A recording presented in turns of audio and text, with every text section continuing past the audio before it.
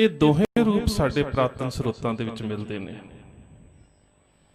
जुद्ध जिते इन्हीं के प्रसाद, इन्हीं के प्रसाद अब औग टरे हैं। जुद्ध शब्द भी मिलता है। जफरनामे दे विच जंग शब्द भी मिलता है। चुदीदम बा नाहर बा आमद बा जंग जशई ते जगे तीर मन बेदरंग। जंग दे रूप तीन ने, एक नूं संसारक गिणिया जाता है, एक नूं विहारक गिणिया जाता है, एक नूं आत्मक गिणिया जाता है।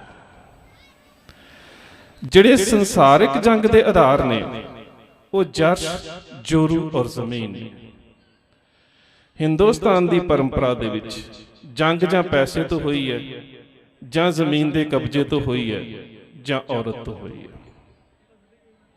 ਇੱਕ ਕਲਗੀਧਰ ਪਾਤਸ਼ਾਹ ਗੁਰੂ ਗੋਬਿੰਦ ਸਿੰਘ ਮਹਾਰਾਜ ਦੇ ਵਰਸੋਏ ਖਾਲਸੇ ਦੀਆਂ ਜੰਗਾਂ ਦਾ ਆਧਾਰ ਇਹ ਨਹੀਂ ਰਿਹਾ।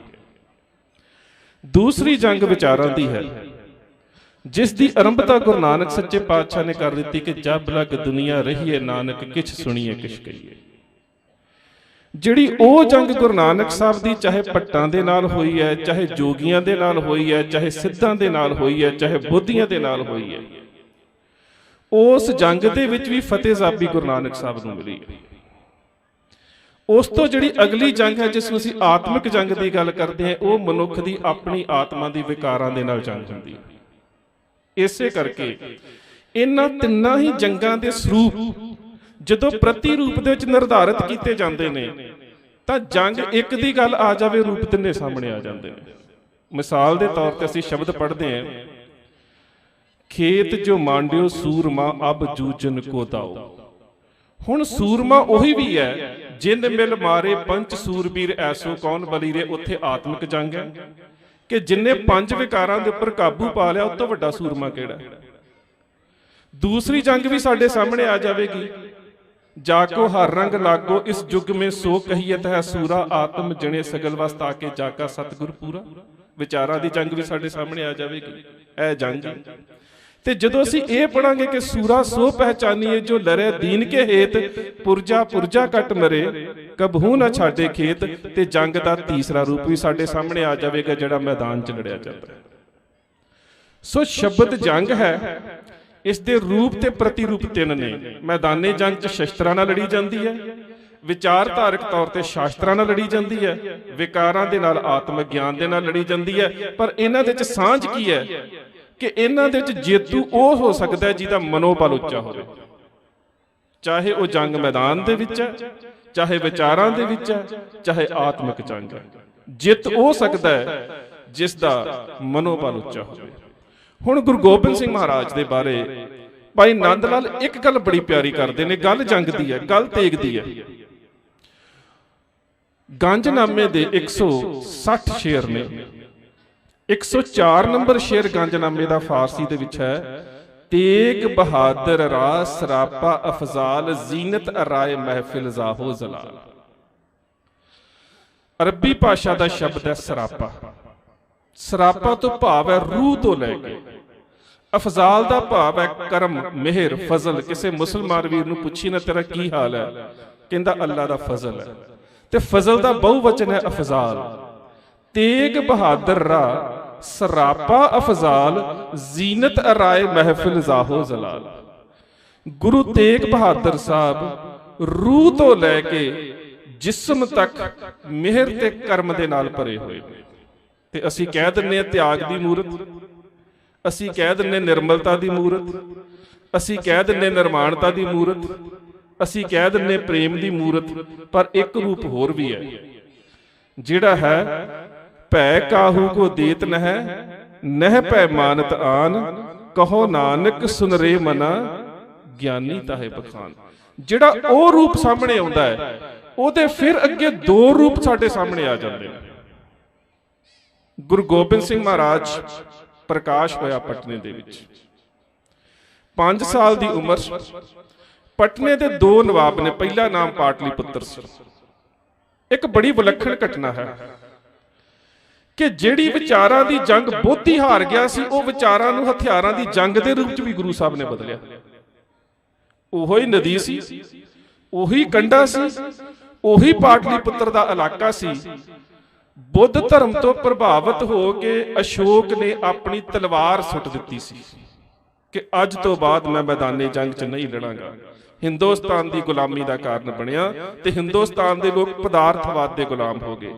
ਉਸੇ ਕੰਢੇ ਤੇ ਉਸੇ ਨਦੀ ਦੇ ਵਿੱਚ 5 ਸਾਲ ਦੀ ਉਮਰ 'ਚ ਗੁਰੂ ਸਾਹਿਬ ਨੇ ਕੰਗਣ ਲਾ ਕੇ ਸੁੱਟਿਆ ਸੀ ਕਿ ਪਦਾਰਥਵਾਦ ਨੂੰ ਛੱਡ ਕੇ ਤੇਗ ਨੂੰ ਫੜਨਾ ਪਵੇਗਾ। ਇਤਿਹਾਸ ਦਾ ਆਪਣੇ ਆਪ ਦੇ ਵਿੱਚ ਬਹੁਤ ਵੱਡਾ ਦੁਹਰਾਓ ਸੀ। ਰਹੀਮ ਬਖਸ਼ ਤੇ ਕਰੀਮ ਬਖਸ਼ ਪਾਟਲੀ ਪੁੱਤਰ ਦੇ ਦੋਵੇਂ ਨਵਾਬ, ਇੱਕ ਗੁਰੂ ਘਰ ਦਾ ਬੜਾ ਸ਼ਰਧਾਲੀ, ਇੱਕ ਦੇ ਮਨ ਦੇ ਵਿੱਚ ਬੜੀ ਨਵਾਬੀ ਦੀ ਹਉਮੈ ਹੈ। ਉਸਨੇ ਇੱਕ ਸ਼ਿਕਾਇਤ ਕੀਤੀ ਹੈ। ਸ਼ਿਕਾਇਤ ਇਹ ਹੈ ਕਿ ਜਦੋਂ ਮੇਰੀ ਪਾਲਕੀ ਲੰਘਦੀ ਹੈ ਬਾਜ਼ਾਰ ਦੇ ਵਿੱਚੋਂ, ਗੁਰੂ ਗੋਬਿੰਦ ਸਿੰਘ ਝੁੱਕ ਕੇ ਫਰਸ਼ੀ ਸਲਾਮ ਨਹੀਂ ਕਰਦਾ। ਗੋਬਿੰਦ ਰਾਏ, ਤੁਹਾਡਾ ਸ਼ਹਿਜ਼ਾਦਾ ਮੈਨੂੰ ਫਰਸ਼ੀ ਸਲਾਮ ਨਹੀਂ ਕਰਦਾ, 7 ਵਾਰੀ ਫਰਸ਼ੀ ਸਲਾਮ ਕਰਨਾ ਪੈਂਦਾ ਹੈ ਨਵਾਬ ਦੀ ਸਵਾਰੀ ਲੰਘੇ। ਕਹਿੰਦਾ ਮੈਂ ਇਹਨੂੰ ਵੀ ਬਰਦਾਸ਼ਤ ਕਰ ਲਵਾਂ, ਪਰ ਵੱਡੀ ਗੱਲ ਇਹ ਹੈ ਕਿ ਜਿਹੜੇ ਇਹਦੇ ਨਾਲ ਬਾਲ ਖੇਡਦੇ ਨੇ, ਇਹਨੇ ਉਹਨਾਂ ਨੂੰ ਵੀ ਸਿਖਾ ਦਿੱਤਾ ਹੈ ਕਿ ਨਵਾਬ ਨੂੰ ਸਲਾਮ ਨਹੀਂ ਕਰਨਾ। ਬਗਾਵਤ ਦਾ ਪਹਿਲਾ ਪੱਖ ਹੈ। ਆਕੀ ਹੋ ਜਾਣਾ, ਬਾਗੀ ਹੋ ਜਾਣਾ, ਇੰਨੀ ਛੋਟੀ ਉਮਰ ਦੇ ਵਿੱਚ ਬਗਾਵਤ ਦੀ ਪਹਿਲੀ ਜੰਗ ਹੈ, ਪਹਿਲੀ ਸੁਰ ਹੈ। ਉਲਾਮਾ ਗੁਰੂ ਤੇਗ ਬਹਾਦਰ ਸਾਹਿਬ ਦੇ ਕੋਲ ਪਹੁੰਚਿਆ, ਲੈ ਕੇ ਮਾਮਾ ਕਿਰਪਾਲ ਦਾਸ ਤੇ ਦਰਗਾਹੀ ਮੱਲ ਜੀ ਗਏ ਨੇ। ਨਵਾਬ ਨੇ ਉਲਾਮਾ ਦਿੱਤਾ ਜੀ, ਬਾਲ ਗੋਬਿੰਦ ਰਾਏ ਹੁਣ ਤੋਂ ਹੀ ਬਾਗੀਆਂ ਨਾਲ ਹਰਕਤਾਂ ਕਰ ਰਿਹਾ, ਬਗਾਵਤ ਵਾਲੀਆਂ ਗੱਲਾਂ ਕਰ ਰਿਹਾ ਸਟੇਟ ਦੇ ਖਿਲਾਫ। ਹੁਣ ਪਾਤਸ਼ਾਹ ਦਾ ਜਵਾਬ ਬੜਾ ਪਿਆਰਾ, ਸਾਡੇ ਪ੍ਰਾਤਨ ਹੁਕਮਨਾਮਿਆਂ 'ਚ ਦਰਜ ਹੈ, ਗੋਬਿੰਦ ਜੋ ਕੀਆ ਭਲਾ ਕੀਆ, ਮੇਰੇ ਪੁੱਤ ਨੇ ਜੋ ਕੀਤਾ ਠੀਕ ਕੀਤਾ, किसी नवाब को सलाम नहीं करना। ये जवाब है, मेरे पुत ने जो कीता है ठीक कीता है, किसी नवाब नूं सलाम नहीं करना। दूजी गल, घर उलामा देण भी आ सकता है। अगली लाइन बड़ी प्यारी है, जे घर आए ही बैठे नवाब को पावदी देनी सरांदी ना देनी। जे किते नवाब उलामा लैके घर आ जावे ते मेरे पुत्र गोबिंद राय दे सिर वाले पैसे ना बिठायो, पाम दी पैंद वाले पासे बिठायो। मता किते गुरु नानक दी गद्दी दा वारस किसे फौजदार दी मीरी दे अगे पीरी नूं झुका दे। ये बहुत वड्डा एक रूप है गुरु तेग बहादुर साहब दा कि मेरे पुत दा जे कदे कोई अलामा लैके आवे ते मेरे पुत दे पैरां वाले पासे बिठायो, सिर वाले पासे ना बिठायो। क्योंकि गुरु नानक दे दर दा संकल्प, सिद्धांत, विचारधारा किसी दुनियावी बंदे दे अगे नहीं चुकनी चाहिए। ते उन्हां दा युद्ध दा एक दूसरा रूप, 14 साल दी उम्र दे विच करतारपुर दी जंग, पैंदे खान ते काले खान दा हमला। इस हमले का जिक्र किया एक मुसलमान लिखारी मुहम्मद अरदस्तानी ने अपनी किताब दबस्ताने मज़ाहिब दे विच। फारसी की किताब है, 6वें पातशाह के समय ईरान तो हिंदुस्तान दे विच आया सी ते 6वें पातशाह दी सारियां जंगां अपनी अखी वेखियां ने ते जो सामने वापरिया वो लिखिया। करतारपुर दी जंग गलियां दे विच, बाजारां दे विच होई, आहू लथ गए फौज दे। अजे गुरु तेग बहादुर साहब दे ਜਿਹੜੇ ਉਦੋਂ ਅਜੇ ਗੁਰੂ ਸਾਹਿਬ ਨਹੀਂ ਬਣੇ, 14 ਸਾਲ ਦੀ ਆਯੂ, ਵਿਆਹ ਨੂੰ ਅਜੇ 4.5 ਮਹੀਨੇ ਹੋਏ ਸੀ। ਮਾਤਾ ਨਾਨਕੀ ਜੀ ਨੇ ਸੁਨੇਹਾ ਭੇਜਿਆ ਕਾਸਿਦ ਦੇ ਹੱਥ, ਮਸੰਜਰ ਦੇ ਹੱਥ, ਸ਼ਹਿਜ਼ਾਦੇ ਦੀ ਉਮਰ 14 ਸਾਲ ਹੈ। ਸ਼ਹਿਜ਼ਾਦੇ ਦੀ ਉਮਰ 14 ਸਾਲ ਹੈ। ਸਵੇਰ ਦਾ ਮੈਦਾਨੇ ਜੰਗ 'ਚ ਗਿਆ ਹੈ, ਦੁਪਹਿਰ ਦਾ ਪੈਰ ਚੜ ਗਿਆ, ਥੱਕ ਗਿਆ ਹੋਵੇਗਾ, ਵਾਪਸ ਬੁਲਾ ਲਓ। ਲਿਖਤੀ ਤੌਰ ਤੇ ਜਿਹੜਾ ਜਵਾਬ 14 ਸਾਲ ਦੀ ਆਯੂ ਦੇ ਵਿੱਚ उस वेले गुरुदेव पातशाह ने भेजा, रण छोड़ आत यह सूर धर्म ना है। मैदाने जंग नूं अध चो छड्ड के आ जाना सूरमे दा धर्म नहीं। नह हते तन नह हते जंग। सूरमा मैदाने जंग चों दो रूपां च वापस आउंदा है, जां ते मैदान चों जित के जेतू जरनैल दे रूप च ते जां फिर मर के शहादत दे रूप च। गुरु तेग बहादुर साहब दा जवाब साडे पुरातन स्रोतां दे विच नह हते तन जा हते जंग, जां जंग जित के जां शहीद हो गए। सो इस गुरु तेग बहादुर साहब दे लाल गुरु गोबिंद सिंह महाराज जदों जंग की गल करते हैं, जिसका मैं जिक्र किया, वो जंग के पैरामीटर साडे सामने रखते हैं। वो पैरामीटर किवें दे ने, वो मापदंड किवें दे ने। नंद लाल ਗੰਜਨਾਮੇ ਦੇ ਸ਼ੇਰ ਦੇ ਵਿੱਚ ਕਹਿੰਦੇ ਨੇ, ਕਹਿੰਦੇ ਤੇਗ ਰਾਹ ਫਤਹ ਗੁਰੂ ਗੋਬਿੰਦ ਸਿੰਘ, ਜਾਨੋ ਦਿਲ ਰਾਹ ਰਾਹ ਗੁਰੂ ਗੋਬਿੰਦ ਸਿੰਘ। ਕਹਿੰਦਾ ਗੁਰੂ ਦੀ ਤੇਗ ਐਸੀ ਹੈ, ਤੇਗ ਦਾ ਮਿਆਰ ਐਸਾ ਹੈ ਕਿ ਜਦੋਂ ਗੁਰੂ ਗੋਬਿੰਦ ਸਿੰਘ ਮੈਦਾਨੇ ਜੰਗ ਦੇ ਵਿੱਚ ਕਿਸੇ ਮਰਦੂਦ ਦੇ ਉੱਪਰ ਤੇਗ ਦਾ ਵਾਰ ਕਰਦਾ, ਉਸ ਨੂੰ ਮੁਰਦਾ ਬਣਾ ਦਿੰਦਾ ਹੈ, ਤੇ ਜਦੋਂ ਜ਼ਮੀਰ ਤੋਂ ਮਰੇ ਮੁਰਦੇ ਦੇ ਉੱਪਰ ਜ਼ਬਾਨ ਦਾ ਵਾਰ ਕਰਦਾ, ਉਹਨੂੰ ਮੁਰੀਦ ਬਣਾ ਲੈਂਦਾ। ਇੱਕ ਵੱਖਰੀ ਖੇਡ ਹੈ। ਤੇਗ ਰਾਹ ਫਤਹ ਗੁਰੂ ਗੋਬਿੰਦ ਸਿੰਘ, ਜਾਨੋ ਦਿਲ ਰਾਹ ਰਾਹ ਗੁਰੂ ਗੋਬਿੰਦ ਸਿੰਘ। ਇਹ ਫਾਰਸੀ ਦਾ ਸ਼ੇਰ ਆਪਣੇ ਆਪ 'ਚ ਦੋ ਅਰਥ ਰੱਖਦਾ ਹੈ, ਤਲਵਾਰ ਦਾ ਵਾਰ ਕਰਨਾ ਤੇ ਜ਼ੁਬਾਨ ਦਾ ਵਾਰ ਕਰਨਾ। ਤਲਵਾਰ ਦਾ ਵਾਰ ਕਰਕੇ ਮੁਰਦਾ ਬਣਾ ਦੇਣਾ ਤੇ ਜ਼ੁਬਾਨ ਦਾ ਵਾਰ ਕਰਕੇ ਮੁਰੀਦ ਬਣਾ ਦੇਣਾ। ਇਤਿਹਾਸ ਦੇ ਵਿੱਚ ਇਸ ਦਾ ਬੜਾ ਚੰਗਾ ਪ੍ਰਮਾਣ ਮਿਲਦਾ। ਗੁਰੂ ਗੋਬਿੰਦ ਸਿੰਘ ਮਹਾਰਾਜ ਨੂੰ ਆਨੰਦਪੁਰ ਸਾਹਿਬ ਬੈਠਿਆਂ ਚਤਰ ਸਿੰਘ ਬਰਾੜ ਨੇ ਇੱਕ ਸੂਚਨਾ ਦਿੱਤੀ ਹੈ, ਪਾਤਸ਼ਾਹ ਔਰੰਗਜ਼ੇਬ ਦਾ 5000 ਮਨਸਬਦਾਰ ਬੀੜਾ ਚੁੱਕਿਆ ਹੈ। ਬੀੜਾ ਚੁੱਕਣਾ ਇਸਲਾਮ ਦੀ ਪਰੰਪਰਾ ਹੈ। ਅਸੀਂ ਅਕਸਰ ਇਹ ਸ਼ਬਦ ਵਰਤਦੇ ਹਾਂ, ਫਲਾਣੇ ਨੇ ਫਲਾਣੇ ਕੰਮ ਦਾ ਬੀੜਾ ਚੁੱਕਿਆ। ਮੈਂ ਕਹਿੰਦਾ ਬਾਕੀ ਗੱਲਾਂ ਤੇ ਛੱਡ ਹੀ ਦਿਓ, ਕਈ ਵਾਰੀ ਸਾਡੀਆਂ ਧਾਰਮਿਕ ਸਟੇਜਾਂ ਦੇ ਉੱਪਰ ਇਹ ਸ਼ਬਦ ਵਰਤਿਆ ਜਾਂਦਾ ਹੈ, ਬਾਬਾ ਦੀਪ ਸਿੰਘ ਜੀ ਨੇ ਹਰਿਮੰਦਰ ਸਾਹਿਬ ਨੂੰ ਆਜ਼ਾਦ ਕਰਾਉਣ ਦਾ ਬੀੜਾ ਚੁੱਕਿਆ। ਪੰਚਮ ਪਾਤਸ਼ਾਹ ਨੇ ਗੁਰੂ ਗ੍ਰੰਥ ਸਾਹਿਬ ਮਹਾਰਾਜ ਦੀ ਸੰਪਾਦਨਾ ਦਾ ਬੀੜਾ ਚੁੱਕਿਆ। ਦੋ ਕਿਤਾਬਾਂ ਪੜ੍ਹਨ ਦੀ ਕੋਸ਼ਿਸ਼ ਜ਼ਰੂਰ ਕਰਿਓ। ਇੱਕ ਤਾਂ ਹੈ ਲੁਗਾਤੇ ਅਰਬੀ, ਉਹ ਅਰਬੀ ਭਾਸ਼ਾ ਦੇ ਵਿੱਚ, ਉਸ ਨੂੰ ਛੱਡ ਦਈਏ। ਦੂਜੀ ਕਿਤਾਬ ਹੈ ਗੁਰਸ਼ਬਦ ਰਤਨਾਕਰ ਮਹਾਨ ਕੋਸ਼, ਭਾਈ ਕਾਹਨ ਸਿੰਘ ਨਾਭਾ ਦਾ ਲਿਖਿਆ। ਉਹਦੇ 'ਚ ਇੱਕ ਐਂਟਰੀ ਪੜਿਓ, ਬੀੜਾ ਚੁੱਕਣਾ। ਇਸਲਾਮ ਦੀ ਪਰੰਪਰਾ ਹੈ ਕਿ ਜਦੋਂ ਬਾਦਸ਼ਾਹ ਦੇ ਸਾਹਮਣੇ ਕੋਈ ਵੰਗਾਰ ਪੇਸ਼ ਆਉਂਦੀ ਹੈ ਤੇ ਬਾਦਸ਼ਾਹ ਉਸ ਵੇਲੇ ਆਪਣੇ ਸ਼ਾਹੀ ਕਾਜ਼ੀ ਦੇ ਕੋਲੋਂ ਇੱਕ ਤਸ਼ਤਰੀ, ਇੱਕ ਪਲੇਟ, ਇੱਕ ਟਰੇ ਮੰਗਾਉਂਦਾ ਹੈ। ਉਸ ਟਰੇ ਦੇ ਵਿੱਚ ਇੱਕ ਤਮਾਕੂ ਦਾ ਬੀੜਾ ਰੱਖਿਆ ਹੁੰਦਾ, ਇੱਕ ਤਲਵਾਰ ਰੱਖੀ ਹੁੰਦੀ। ਆਪਣੇ ਸਾਰੇ ਜਰਨੈਲਾਂ ਨੂੰ ਖੜਾ ਕਰਦਾ ਹੈ ਤੇ ਹਰ ਜਰਨੈਲ ਦੇ ਅੱਗੇ ਉਹ ਤਸ਼ਤਰੀ ਘੁਮਾਈ ਜਾਂਦੀ ਹੈ, ਤੇ ਜਿਹੜਾ ਜਰਨੈਲ ਚੈਲੰਜ ਨੂੰ ਕਬੂਲ ਕਰਦਾ ਹੈ ਨਾ ਕਿ ਮੈਂ ਤੇਰੇ ਦੁਸ਼ਮਣ ਦਾ ਸਿਰ ਵੱਢ ਕੇ ਲੈ ਕੇ ਆਉਂਗਾ, ਉਹ ਉਸ ਪਾਨ ਦੇ ਬੀੜੇ ਨੂੰ ਮੂੰਹ 'ਚ ਪਾਉਂਦਾ ਹੈ ਤੇ ਤਲਵਾਰ ਆਪਣੇ ਹੱਥ 'ਚ ਫੜ ਲੈਂਦਾ। ਉਹਨੂੰ ਕਹਿੰਦੇ ਬੀੜਾ ਚੁੱਕਣਾ।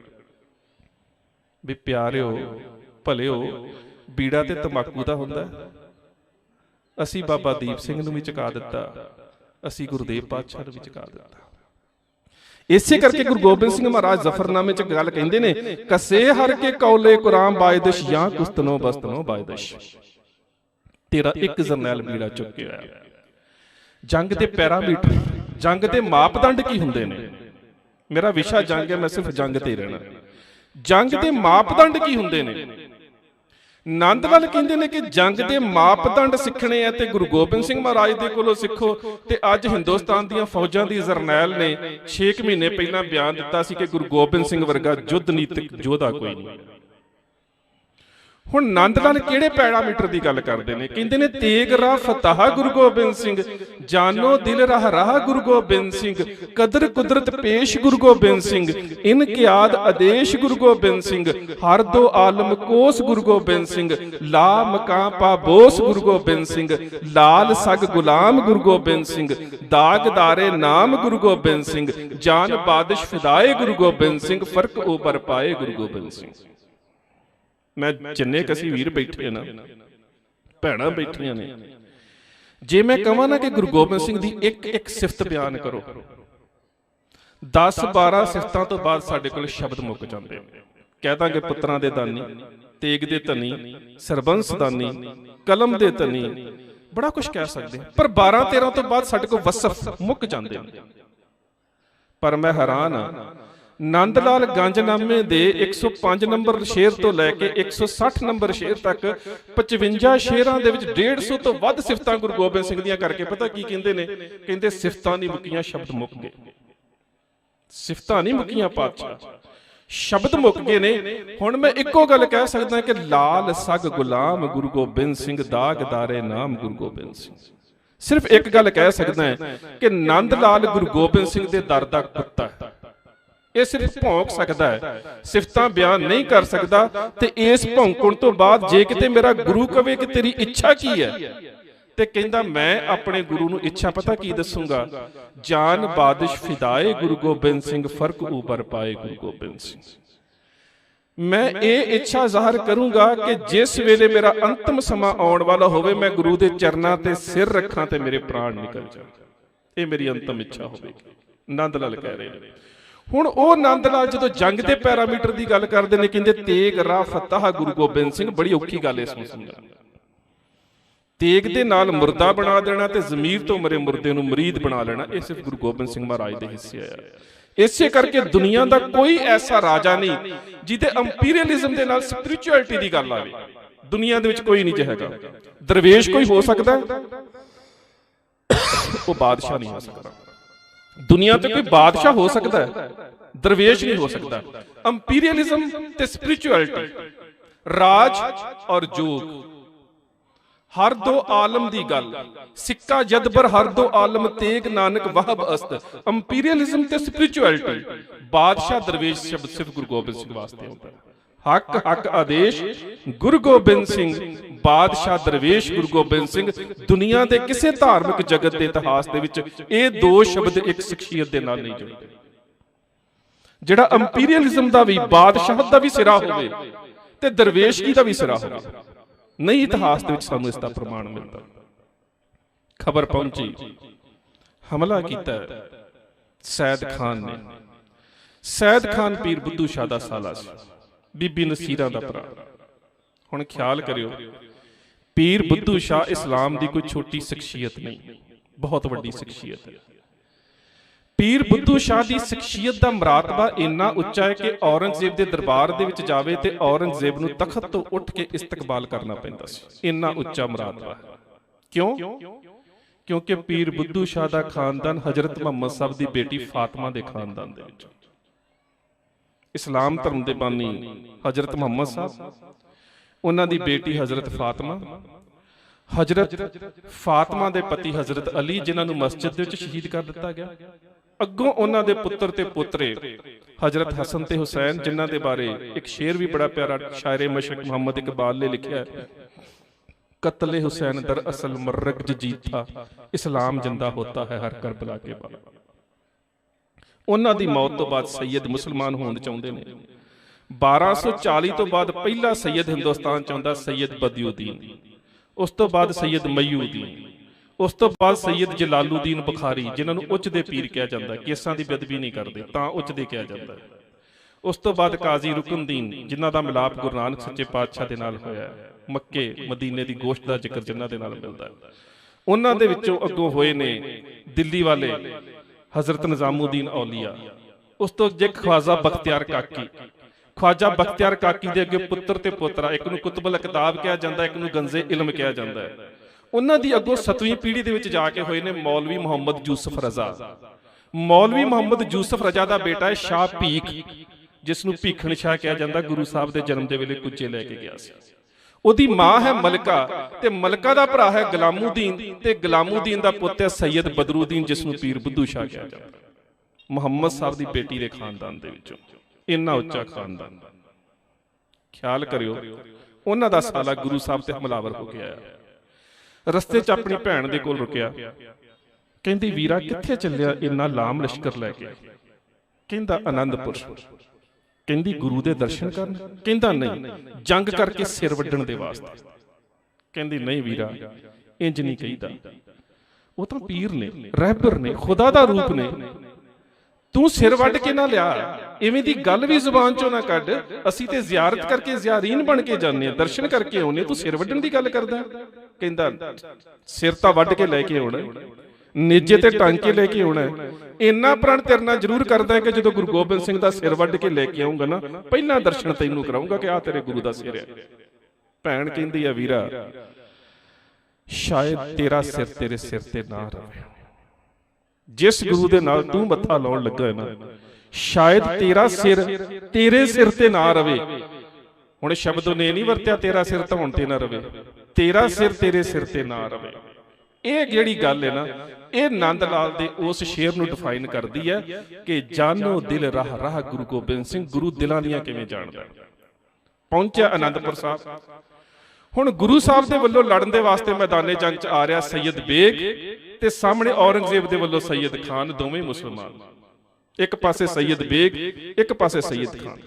ਕਈ ਵਾਰੀ ਜਦੋਂ ਦੋ ਧਰਮਾਂ ਦੇ ਮਨੁੱਖ ਸਾਹਮਣੇ ਇਕੱਠੇ ਹੁੰਦੇ ਨੇ ਨਾ, ਤੇ ਪਿੱਛੇ ਲੜਾਉਣ ਵਾਲਾ ਜਿਹੜਾ ਸ਼ਖਸੀਅਤ ਕੋਈ ਹੋਰ ਹੁੰਦੀ ਹੈ, ਫਿਰ ਧਾਰਮਿਕ ਤੌਰ ਤੇ ਬਲੈਕਮੇਲ ਕੀਤਾ ਜਾਂਦਾ। ਕਹਿੰਦਾ ਸੈਦੇ, ਉਹ ਤੂੰ ਮੇਰਾ ਮੁਸਲਮਾਨ ਭਰਾ, ਉਹ ਤੂੰ ਮੁਸਲਮਾਨ ਭਰਾ ਦੇ ਉੱਪਰ ਤੂੰ ਤਲਵਾਰ ਚੁੱਕੇਗਾ, ਉਹ ਤੂੰ ਇੱਕ ਸਿੱਖ ਕਾਫਰ ਗੁਰੂ ਦੇ ਪਿੱਛੇ ਲੱਗ ਕੇ ਆਪਣੇ ਭਰਾ ਤੇ ਵਾਰ ਕਰੇਗਾ। ਜੇ ਤੇਰੇ ਗੁਰੂ ਦੇ ਵਿੱਚ ਇੰਨੀ ਅਜ਼ਮਤ ਹੈ ਤੇ ਮੈਦਾਨੇ ਜੰਗ 'ਚ ਸਿੱਧਾ ਆ ਕੇ ਮੇਰੇ ਨਾਲ ਕਿਉਂ ਨਹੀਂ ਲੜਦਾ? ਅਜੇ ਇਹ ਸ਼ਬਦ ਜ਼ੁਬਾਨ ਤੇ ਨੇ ਤੇ ਗੁਰੂ ਪਾਤਸ਼ਾਹ ਦੀ ਪਿੱਛੋਂ ਆਵਾਜ਼ ਆਈ ਹੈ, ਘੋੜੇ ਦੀਆਂ ਟਾਪਾਂ ਦੀ ਆਵਾਜ਼ ਆਈ ਹੈ, ਕਹਿੰਦੇ ਸੈਦ ਬੇਗ ਰੁਕ ਜਾ। ਜੇ ਸੈਦ ਖਾਨ ਚਾਹੁੰਦਾ ਹੈ ਨਾ ਕਿ ਮੈਦਾਨੇ ਜੰਗ 'ਚ ਗੁਰੂ ਲੜੇ, ਤੇ ਗੁਰੂ ਗੋਬਿੰਦ ਸਿੰਘ ਹੀ ਲੜੇਗਾ।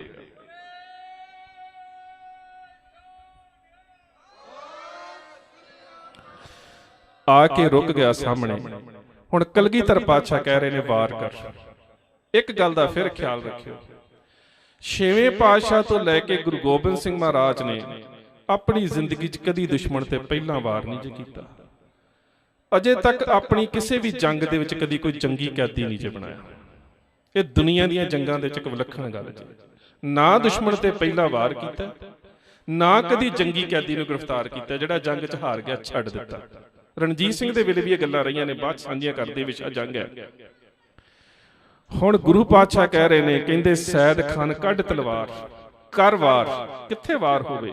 ਉਤਰਿਆ ਘੋੜੇ ਤੋਂ, ਆਪਣੀ ਸ਼ਮਸ਼ੀਰ ਨੂੰ ਮਿਆਨ ਦੇ ਵਿੱਚ ਪਾ ਕੇ ਕਲਗੀਧਰ ਪਾਤਸ਼ਾਹ ਦੇ ਚਰਨਾਂ ਤੇ ਰੱਖ ਕੇ ਕਹਿੰਦਾ ਹੈ, ਖੁਦਾ ਆਇਦ, ਖੁਦਾ ਆਇਦ, ਆਇਦ ਖੁਦਾਵੰਦਾ, ਹਕੀਕਤ ਦਰ ਮਿਜਾਜ ਆਇਦ ਕੇ ਮੁਰਦਾਰਾ ਕੁਨਦ ਜ਼ਿੰਦਾ। ਇਹ ਦੁਨੀਆ ਦੇ ਲੋਕੋ, ਸੱਚਮੁੱਚ ਗੁਰੂ ਗੋਬਿੰਦ ਸਿੰਘ ਖੁਦਾ ਹੈ। ਸੱਚਮੁੱਚ ਗੁਰੂ ਗੋਬਿੰਦ ਸਿੰਘ ਖੁਦਾ ਹੈ। ਸੱਚਮੁੱਚ ਖੁਦਾ ਦਾ ਰੂਪ ਹੈ। ਮੈਂ ਮਰਿਆ ਹੋਇਆ ਸੀ, ਜਿਹੜਾ ਇਹ ਸੋਚ ਕੇ ਤੁਰ ਗਿਆ ਕਿ ਗੁਰੂ ਦਾ ਸਿਰ ਵੱਢਣਾ ਹੈ, ਸੱਚਮੁੱਚ ਇਹਦੇ ਚਿਹਰੇ ਨੂੰ ਤੱਕ ਕੇ ਤੇ ਮੇਰਾ ਸਿਰ ਹੀ ਬਦਲ ਗਿਆ। ਭੈਣ ਨੇ ਕਿਹਾ ਸੀ, ਤੇਰੇ ਸਿਰ ਤੇ ਸਿਰ ਨਾ ਰਵੇ। ਸੋਚ ਹੀ ਬਦਲ ਗਈ। ਕਿਵੇਂ ਬਦਲੀ? ਜਿਹਨੂੰ ਨੰਦ ਲਾਲ ਕਹਿੰਦੇ ਨੇ, ਜਾਨੋ ਦਿਲ ਰਾਹ ਰਾਹ ਗੁਰੂ ਗੋਬਿੰਦ ਸਿੰਘ, ਤੇਗ ਰਾਹ ਫਤਹ ਗੁਰੂ ਗੋਬਿੰਦ ਸਿੰਘ। ਇਹ ਜੰਗ ਦਾ ਇੱਕ ਵੱਖਰਾ ਰੂਪ ਸਿਰਜ ਦਿੱਤਾ। ਇਸ ਤੋਂ ਅਗਲਾ ਰੂਪ ਗੁਰੂ ਗੋਬਿੰਦ ਸਿੰਘ ਮਹਾਰਾਜ ਨੇ ਜੰਗ ਦਾ ਇੱਕ ਹੋਰ ਦਿੱਤਾ ਹੈ। ਨਾਹਰ ਖਾਨ ਚਮਕੌਰ ਦੀ ਗੜੀ 'ਚ ਗੁਰੂ ਸਾਹਿਬ ਦੇ ਸਾਹਮਣੇ ਆਇਆ। ਸ਼ੇਰ ਮੁਹੰਮਦ ਮਲੇਰ ਕੋਟਲੇ ਵਾਲੇ ਦਾ ਭਰਾ, ਨਸ਼ਤਰ ਅਲੀ ਖਾਨ ਦਾ ਚਾਚਾ, ਅਨਵਰ ਅਲੀ ਖਾਨ ਦਾ ਤਾਇਆ ਤੇ ਖਵਾਜਾ ਖਿਜ਼ਰ ਖਾਨ ਦਾ ਵੱਡਾ ਭਰਾ ਮੈਦਾਨੇ ਜੰਗ ਦੇ ਵਿੱਚ। ਪਾਸ਼ਾ ਕਹਿੰਦੇ, ਚੂ ਦੀਦਮ ਬਾ ਨਾਹਰ ਬਾ ਆਮਦ ਬਾ ਜੰਗ ਚਸ਼ੀਦੇ ਯਕੇ ਤੀਰ ਮਨ ਬੇਦਰੰਗ। ਕਹਿੰਦੇ ਜਦੋਂ ਇਹਨਾਂ ਦੋ ਅੱਖਾਂ ਦੇ ਨਾਲ ਵੇਖਿਆ ਨਾ ਕਿ ਨਾਹਰ ਖਾਨ ਮੇਰੇ ਸਾਹਮਣੇ ਆਇਆ, ਤੇ ਕਹਿੰਦੇ ਮੈਂ ਫਿਰ ਚਸ਼ੀਦੇ ਯਕੇ ਤੀਰ ਮਨ ਬੇਦਰੰਗ, ਆਪਣੇ ਕਮਾਨ ਦੇ ਵਿੱਚ ਲੈ ਕੇ ਤੀਰ ਨੂੰ ਕੰਨ ਤੱਕ ਖਿੱਚ ਕੇ ਛੱਡਿਆ ਤੇ ਨਾਹਰ ਖਾਨ ਨੂੰ ਜ਼ਮੀਨ ਤੇ ਸੁੱਟ ਦਿੱਤਾ। ਤੇ ਇਸ ਨਾਹਰ ਖਾਨ ਦੇ ਸਮੇਂ ਵੀ ਜੰਗ ਦਾ ਇੱਕ ਹੋਰ ਮਾਪਦੰਡ ਸਿਰਜਿਆ ਗਿਆ।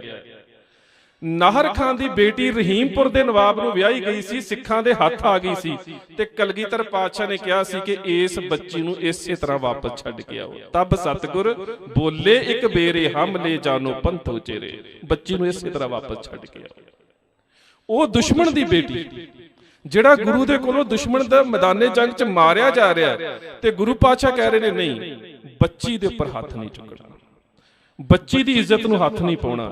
ਇਸੇ ਕਰਕੇ ਤੁਸੀਂ ਬਾਬਾ ਬੰਦਾ ਸਿੰਘ ਬਹਾਦਰ ਤੱਕ, ਤੇ ਬੰਦਾ ਸਿੰਘ ਬਹਾਦਰ ਦੀ ਸ਼ਹਾਦਤ 1716 9 ਜੂਨ ਤੋਂ ਲੈ ਕੇ 1733 ਖਾਲਸੇ ਨੂੰ ਨਵਾਬੀ ਮਿਲ ਤੱਕ, ਖਾਲਸੇ ਦੀ ਨਵਾਬੀ ਤੋਂ ਲੈ ਕੇ 1762 ਦੇ ਘੱਲੂ ਘਾਰੇ ਤੱਕ, ਘੱਲੂ ਘਾਰੇ ਤੋਂ ਬਾਅਦ 1798 ਤੋਂ ਰਣਜੀਤ ਸਿੰਘ ਦੀ ਰਾਜਤੀ ਲੈ ਕੇ 1839 ਰਣਜੀਤ ਸਿੰਘ ਦੀ ਮੌਤ ਤੱਕ, ਤੇ ਸਿੱਖਾਂ ਦੇ ਰਾਜ ਨੂੰ ਜਾਣ ਤੱਕ ਤੁਸੀਂ ਇੱਕ ਵੀ ਜੰਗ ਦਾ ਹਵਾਲਾ ਨਹੀਂ ਦੇ ਸਕਦੇ ਕਿ ਸਿੱਖਾਂ ਨੇ ਦੁਸ਼ਮਣ ਦੀ ਕਿਸੇ ਬੱਚੀ ਨੂੰ ਚੁੱਕਿਆ ਹੋਵੇ ਤੇ ਕਿਤੇ ਬਾਜ਼ਾਰ 'ਚ ਵੇਚਿਆ ਹੋਵੇ। ਇੱਕ ਵੀ ਉਦਾਹਰਣ ਨਹੀਂ ਮਿਲਦੀ ਇਤਿਹਾਸ 'ਚ, ਇੱਕ ਵੀ ਨਹੀਂ। ਸਜ਼ਾ ਦੇਣ ਦੀਆਂ ਉਦਾਹਰਨਾਂ ਮਿਲਦੀਆਂ ਨੇ। ਪਿੱਛੇ ਜੇ ਦਿੱਲੀ ਦੇ ਵਿੱਚ ਇੱਕ ਬੱਚੀ ਨਾਲ ਬਲਾਤਕਾਰ ਹੋਇਆ, ਮੌਤ ਹੋਈ, ਸਾਰੇ ਦੇਸ਼ ਦੇ ਵਿੱਚ ਆਵਾਜ਼ ਉੱਠੀ ਕਿ ਬਲਾਤਕਾਰੀ ਨੂੰ ਸਜ਼ਾ ਮੌਤ ਚਾਹੀਦੀ ਹੈ ਕਿਉਂਕਿ ਇੱਜ਼ਤ ਵਾਪਸ ਨਹੀਂ ਆਉਂਦੀ। ਇਹ ਕਾਨੂੰਨ ਸਿੱਖਾਂ ਨੇ ਨਿਰਧਾਰਿਤ ਕੀਤਾ। ਬੱਸੀ ਦੇ ਨਵਾਬ ਨੇ ਦੇਵਕੀ ਦਾਸ ਬ੍ਰਾਹਮਣ ਦੀ ਬੱਚੀ ਚੁੱਕੀ, ਸਾਹਿਬਜ਼ਾਦਾ ਅਜੀਤ ਸਿੰਘ ਨੇ ਮੌਤ ਦੀ ਸਜ਼ਾ ਦਿੱਤੀ। ਕਦਮੂਦੀਨ ਨੇ ਬ੍ਰਾਹਮਣਾਂ ਦੀ ਬੱਚੀ ਨੂੰ ਚੁੱਕਿਆ, ਬੰਦਾ ਸਿੰਘ ਬਹਾਦਰ ਨੇ ਮੌਤ ਦੀ ਸਜ਼ਾ ਦਿੱਤੀ। ਬੋਈ ਦੇ ਪਠਾਣਾ ਨੇ ਹਿੰਦੂ ਪਰਿਵਾਰ ਦੀ ਬੱਚੀ ਨੂੰ ਅਗਵਾ ਕੀਤਾ, ਹਰੀ ਸਿੰਘ ਨਲੂਏ ਨੇ ਮੌਤ ਦੀ ਸਜ਼ਾ ਦਿੱਤੀ। ਕਸੂਰ ਦੇ ਹਾਕਮ ਉਸਮਾਨ ਖਾਨ ਨੇ ਇੱਕ ਬ੍ਰਾਹਮਣ ਦੀ ਬੱਚੀ ਨੂੰ ਚੁੱਕਿਆ, ਹਰੀ ਸਿੰਘ ਭੰਗੀ ਨੇ ਮੌਤ ਦੀ ਸਜ਼ਾ ਦਿੱਤੀ। ਮੌਤ ਦੀ ਸਜ਼ਾ ਦਿੱਤੀਆਂ ਗਈਆਂ ਨੇ ਬਲਾਤਕਾਰੀਆਂ ਨੂੰ ਸਿੱਖ ਇਤਿਹਾਸ ਦੇ ਵਿੱਚ, ਪਰ ਜੰਗੀ ਕੈਦੀ ਦੇ ਉੱਪਰ ਕਦੀ ਹੱਥ ਨਹੀਂ ਚੁੱਕਿਆ ਗਿਆ। ਖੈਰ, ਇਹ ਜੰਗ ਦਾ ਇੱਕ ਰੂਪ ਹੈ ਕਿ ਦੁਸ਼ਮਣ ਸਾਹਮਣੇ ਆਇਆ ਤੇ ਵਾਰ ਕਰ ਦਿੱਤਾ। ਅਗਲੀ ਗੱਲ ਗੁਰੂ ਸਾਹਿਬ ਕਹਿੰਦੇ ਤੇਰਾ ਇੱਕ ਜਰਨਾਲ ਜੰਗ ਦੀ ਸਹੁੰ ਖਾ ਕੇ ਆਇਆ ਸੀ ਕਿ ਗੁਰੂ ਗੋਬਿੰਦ ਸਿੰਘ ਦਾ ਸਿਰ ਵੱਢਣਾ, ਪਰ ਮੈਨੂੰ ਉਹਨੂੰ ਛੱਡਣਾ ਪਿਆ।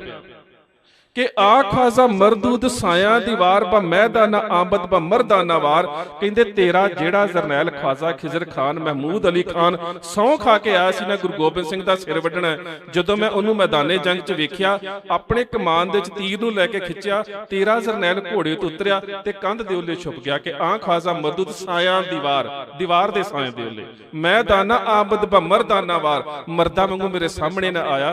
कहते अफसोस दरेगा दरेगा अगर रूए ऊदीद में बा जक तीर लाचार बख्शीद में। कहते अफसोस इस गल दा सी मेरा दुश्मन पर मर्दा वांगू लड़िया नहीं। ते कहते गुरु गोबिंद सिंह दी आत्मा ने इजाजत नहीं दी कि जेड़ा दुश्मन मैदाने जंग च मर्दा वांगू ना लड़े उहदे ते वार कीता जावे, नहीं कीता वार, छड़ दिता। दरेगा अगर रूए उदीद में किते अखा मेरे दे सामने मैदाने जंग च सामने आके लड़दा, बा यक तीर ला चार बख्शीद में, मैं एक तीर ओनू भी बख्श दिंदा। दुश्मन दे वास्ते शब्द वेखो, तीर बख्श दिंदा, ये नहीं क्या मार दिंदा।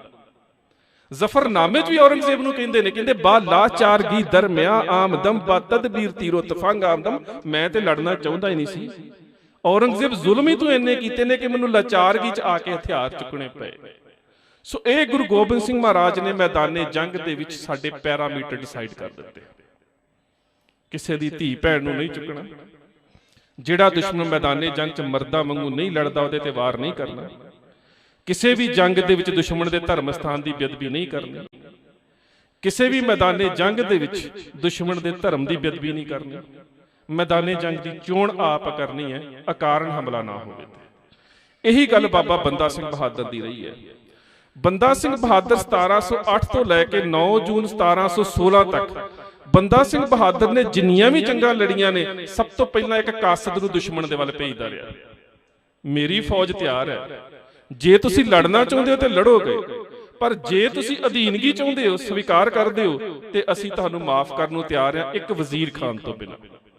वजीर खान दे बारे भी साडे स्रोतां दे विच एक बड़ी वड्डी गलती है।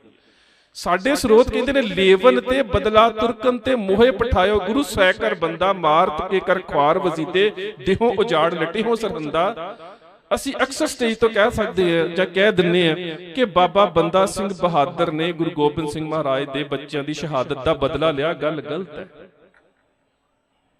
बदला शब्द का साडे नाल संबंध ही कोई नहीं। बदला की हुंदा है? किसी ने मेरा बाप मारिया है ते मैं बदल दे विच ओहदा बाप मार देवां, बाप दा तां कसूर ही कोई नहीं। कलगीधर पातशाह दे शब्द देखो, कहते करनी दा फल। वजीर खान ने साहबजादियां दे उपर जुर्म कीता है, शहीद कीते ने, वजीर खान नूं फर्ज चुकाया है करमी दा, ओहदे बच्चे दौलतमंद खान नूं नहीं बंदा सिंह बहादुर ने मारिया। ये नहीं कहा कि मेरे गुरु दे बच्चे शहीद कीते ने ते मैं वजीर खान दे बच्चे मार देवां, इंज नहीं कीता, बिल्कुल नहीं कीता। जिसने जुल्म किया उन्होंने करनी का फल दिता है। सिखां दे विच बदले की परंपरा का रूप भी बड़ा उच्चा है, इन्ना नीवां नहीं। ये भी साडे जंग के पैरामीटर ने। अगली गल एक होर बड़ी वड्डी मैदाने जंग तय की गई है, वो ने जंग के प्रति रूप किहड़े सामने आउंदे ने। 1632 बसाख का महीना, लाहौर के हाकम मुखलिस खान का बाज उड़ रहा है ते 6वें पातशाह दे असमान दे विच उड़ाए बाज ने जमीन ते सुट दिता। बाज सिखां दे कोल, मुखलिस खान दे सिपाही आके कहंदे ने बाज वापस कर दिओ। ते जिहड़े साडे वर्गे ढिल्ले जे सिख सी ना, कहंदे पातशाह पंछी तो क्यों लड़ना, बाज तो लड़न दी की लोड़ है, वापस दे दिए। ते पातशाह की कहंदे ने तिनते बाज नाही अब देना, अब ताज राज तिनते सब लेना। तुसी बाज ना वेखो, तुसी उस बाज दी उटारी दे विचों, उस उडारी दे विचों, ओदी आजादी दे विचों, ओदी चेतनता दे विचों राज ते ताज नूं वेखो। गल पंछी दी नहीं है। जे तुसी अज झुक गए, तुसी कदी भी राज और ताज दी गल नहीं कर सकते जे तुसी अज बाज वापस दे दिता। तिनते बाज नाही अब देना, अब ताज राज तिनते सब लेना। कदी सोचिया नहीं होना साडे वर्गे सिखां ने कि ये जिहड़ी बाज दी लड़ाई है, ये आउण वाले 84 सालां दे बाद ऐसी ताज दी लड़ाई दे रूप च बदलेगी कि बाबा बंदा सिंह बहादुर लोहगढ़ दे किले दे उपर सिक्के दे उपर यह गल लिख देवेगा कि सिक्का जद बरहर दो आलम तेग नानक वाह वास्ता। ਕਦੀ ਸੋਚਿਆ ਨਹੀਂ ਹੋਵੇਗਾ ਕਿ ਆਉਣ ਵਾਲੇ ਇਹਨਾਂ 80-82 ਸਾਲਾਂ ਦੇ ਵਿੱਚ ਸਿੱਖ ਰਾਜ ਦੀ ਮੋਹਰ ਦੇ ਉੱਪਰ ਇਹ ਗੱਲ ਲਿਖੀ ਜਾਵੇਗੀ, ਦੇਗੋ ਤੇਗੋ ਫਤਿਹ ਨੁਸਰਤ ਬੇਦਰੰਗ ਯਾਫਤ ਅਜ ਨਾਨਕ ਗੁਰੂ ਗੋਬਿੰਦ ਸਿੰਘ। ਉਹ ਸਾਡੀ ਲੜਾਈ ਬਾਅਦ ਤੋਂ ਸ਼ੁਰੂ ਹੋਈ ਸੀ, ਕਿਉਂਕਿ ਲੜਾਈ ਦਾ ਜੰਗ ਦਾ ਜਿਹੜਾ ਆਧਾਰ ਹੈ ਉਹ ਚੇਤਨਤਾ ਹੋਣਾ ਚਾਹੀਦਾ ਹੈ। ਦੂਸਰੀ ਗੱਲ, ਗੁਰੂ ਗੋਬਿੰਦ ਸਿੰਘ ਮਹਾਰਾਜ ਇੱਕ ਗੱਲ ਹੋਰ ਕਰ ਦਿੰਦੇ ਨੇ, ਕਹਿੰਦੇ ਗੁਰ ਸਨਹ ਕੇ ਕਾਰੇ ਕੁਨਦ ਚਹਿਲ ਨਰ ਬਾਦੈ ਲਕ ਬਰ ਆਇਦ ਬਰੋ ਬੇਖਬਰ। ਅਸਾਵੀਂ ਜੰਗ ਅਨਬੈਲੈਂਸਡ ਵਾਰ ਉਹ ਕਿਵੇਂ ਦੀ ਹੁੰਦੀ ਹੈ? ਚਮਕੌਰ ਦੀ ਜੰਗ, ਲੜਨ ਵਾਲੇ 40, ਦੁਸ਼ਮਣ ਦਾ ਘੇਰਾ ਲੱਖਾਂ ਦੇ ਵਿੱਚ। ਗੁਰਦਾਸ ਨੰਗਲ ਦੀ ਗੜੀ, ਲੜਨ ਵਾਲੇ 350, ਫੌਜ ਦੀ ਗਿਣਤੀ 60,000। ਤੇ ਜੇ ਇਹਦਾ ਤੁਸੀਂ ਇੱਕ ਹੋਰ ਰੂਪ ਸਾਹਮਣੇ ਵੇਖਣਾ ਹੈ ਤੇ ਉਹ ਵੇਖੋ ਬਾਬਾ ਤਾਰਾ ਸਿੰਘ ਵਾਂ ਦੀ ਸ਼ਹਾਦਤ ਤੋਂ ਬਾਅਦ ਦਾ ਸਮਾਂ। ਸਟੇਟ ਦੇ ਵੱਲੋਂ ਫਰਮਾਨ ਜਾਰੀ ਕੀਤਾ ਗਿਆ ਹੈ, ਨਾਨਕ ਪ੍ਰਸਤਾਂ ਬਾ ਬੇਅੰਤ ਬਾ ਕਤਲ ਰਸਾਨੰਦ। ਜਿੱਥੇ ਵੀ ਗੁਰੂ ਨਾਨਕ ਨੂੰ ਮੰਨਣ ਵਾਲਾ ਸਿੱਖ ਮਿਲਦਾ ਸਿਰ ਵੱਢ ਕੇ ਲੈ ਆਓ, ਪੈਸੇ ਲੈ ਲਓ।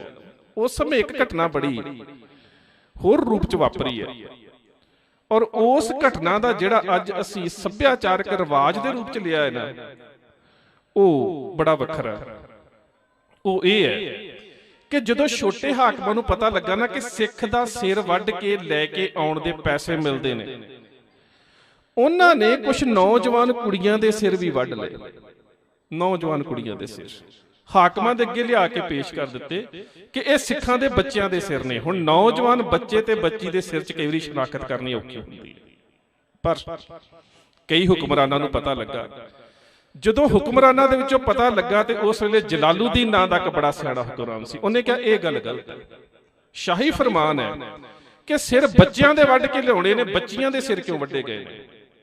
ਉਹ ਜਿਹੜੇ ਬੱਚੀਆਂ ਦਾ ਸਿਰ ਵੱਢ ਕੇ ਅਹਿਲਕਾਰ ਲੈ ਕੇ ਆਏ ਸੀ, ਉਹਨਾਂ ਨੂੰ ਤਾਕੀਦ ਕੀਤੀ ਗਈ, ਉਹਨਾਂ ਨੂੰ ਤਾੜਨਾ ਵੀ ਕੀਤੀ ਗਈ, ਉਹਨਾਂ ਨੂੰ ਰੋਕਿਆ ਵੀ ਗਿਆ। ਪਰ ਇਹ ਗੱਲ ਪਿੰਡਾਂ ਦੇ ਵਿੱਚ ਫੈਲ ਗਈ। ਪਿੰਡਾਂ ਦੇ ਵਿੱਚ ਇਹ ਗੱਲ ਫੈਲ ਗਈ ਕਿ ਜਿਹੜੇ ਮੁਸਲਮਾਨ ਨੇ ਉਹ ਬੱਚੀ ਦਾ ਸਿਰ ਵੱਢ ਕੇ ਨਹੀਂ ਲਿਆਉਂਦੇ, ਸਿਰਫ ਬੱਚੇ ਦਾ ਵੱਢਦੇ ਨੇ।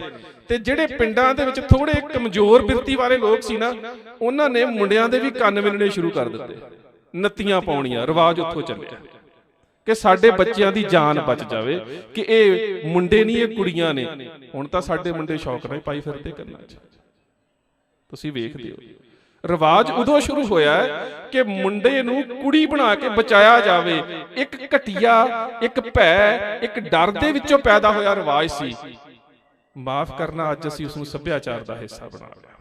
ਇੱਕ ਡਰ ਚੋਂ ਨਿਕਲੀ ਸੋਚ ਸੀ।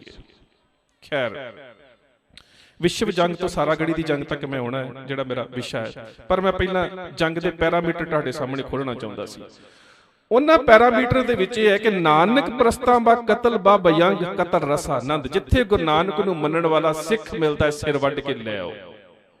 ਪਰ ਗੁਰੂ ਕੇ ਸਿੱਖ ਫਿਰ ਵੀ ਹਰਿਮੰਦਰ ਸਾਹਿਬ ਜਾਂਦੇ ਨੇ, ਫਿਰ ਵੀ ਇਸ਼ਨਾਨ ਕਰਦੇ ਨੇ, ਜਾਨਾਂ ਤੇ ਖੇਡਦੇ ਨੇ, ਸ਼ਹੀਦ ਵੀ ਹੁੰਦੇ ਨੇ। ਜ਼ਰੂਰੀ ਨਹੀਂ ਸਾਰੇ ਇਸ਼ਨਾਨ ਕਰਕੇ ਵਾਪਸ ਆ ਜਾਂਦੇ ਨੇ, ਕੁਛ ਨੂੰ ਸ਼ਹੀਦ ਵੀ ਹੋਣਾ ਪੈਂਦਾ ਹੈ। 2 ਸਿੱਖ ਪੜਾਣੇ ਪਿੰਡ ਦੇ ਸੰਧੂ ਖਾਨਦਾਨ ਦੇ ਵਿੱਚੋਂ ਭਾਈ ਬੋਤਾ ਸਿੰਘ, ਤੇ ਅਸੀਂ ਜਾਤ ਪਾਤ ਨੂੰ ਮੰਨਦੇ ਨਹੀਂ ਹੈ। ਪਰਿਵਾਰਕ ਸ਼ਬਦਾਵਲੀ ਦੇ ਜੋ ਗੁਰਪ੍ਰਤਾਪ ਸੂਰਜ ਗ੍ਰੰਥ ਔਰ ਤਵਾਰੀਖ ਗੁਰੂ ਖਾਲਸਾ ਨੇ ਲਿਖਿਆ ਹੈ, ਮਜਬੀ ਸਿੱਖ ਬਰਾਦਰੀ ਦੇ ਵਿੱਚੋਂ ਭਾਈ ਗਰਜਾ ਸਿੰਘ, ਦੋਵੇਂ ਭਰਾਵਾਂ ਵਰਗੇ ਦੋਸਤ ਨੇ। ਦਰਬਾਰ ਸਾਹਿਬ ਇਸ਼ਨਾਨ ਕਰਕੇ ਦਰਬਾਰ ਸਾਹਿਬ ਦੇ ਬਾਹਰ ਤਰਨਤਾਰਨ ਵਾਲੀ ਸੜਕ ਦੇ ਉੱਪਰ ਇੱਕ ਛੋਟੀ ਜਿਹੀ ਝਾੜੀ ਦੇ ਵਿੱਚ ਬੈਠੇ ਨੇ ਕਿ ਕੱਲ ਫਿਰ ਇਸ਼ਨਾਨ ਕਰਨ ਜਾਣਾ। 2 ਤੁਰਕ ਸਿਪਾਹੀ ਲੱਗ ਰਹੇ ਨੇ। ਇੱਕ ਨੇ ਕਿਹਾ, ਕਹਿੰਦਾ ਲੱਗਦਾ ਝਾੜੀ 'ਚ ਕੋਈ ਬੈਠਾ ਹੈ। ਦੂਜਾ ਕਹਿੰਦਾ ਸਿੱਖ ਹੋਣੇ। ਕਹਿੰਦਾ ਭੁਲੇਖਾ ਤੈਨੂੰ, ਜੇ ਕਿਤੇ ਸਿੱਖ ਹੁੰਦੇ ਤੇ ਲੋਕੇ ਨਹੀਂ ਸੀ ਬੈਠਣਾ। ਇਹ ਤਾਂ ਕੋਈ ਬਹਰੂਪੀਏ ਹੋਣਗੇ, ਇਹ ਤਾਂ ਆਮ ਜੇ ਬੰਦੇ ਹੋਣਗੇ। ਸਿੱਖ ਕੀ ਤੇ ਲੁਕਣਾ ਕੀ?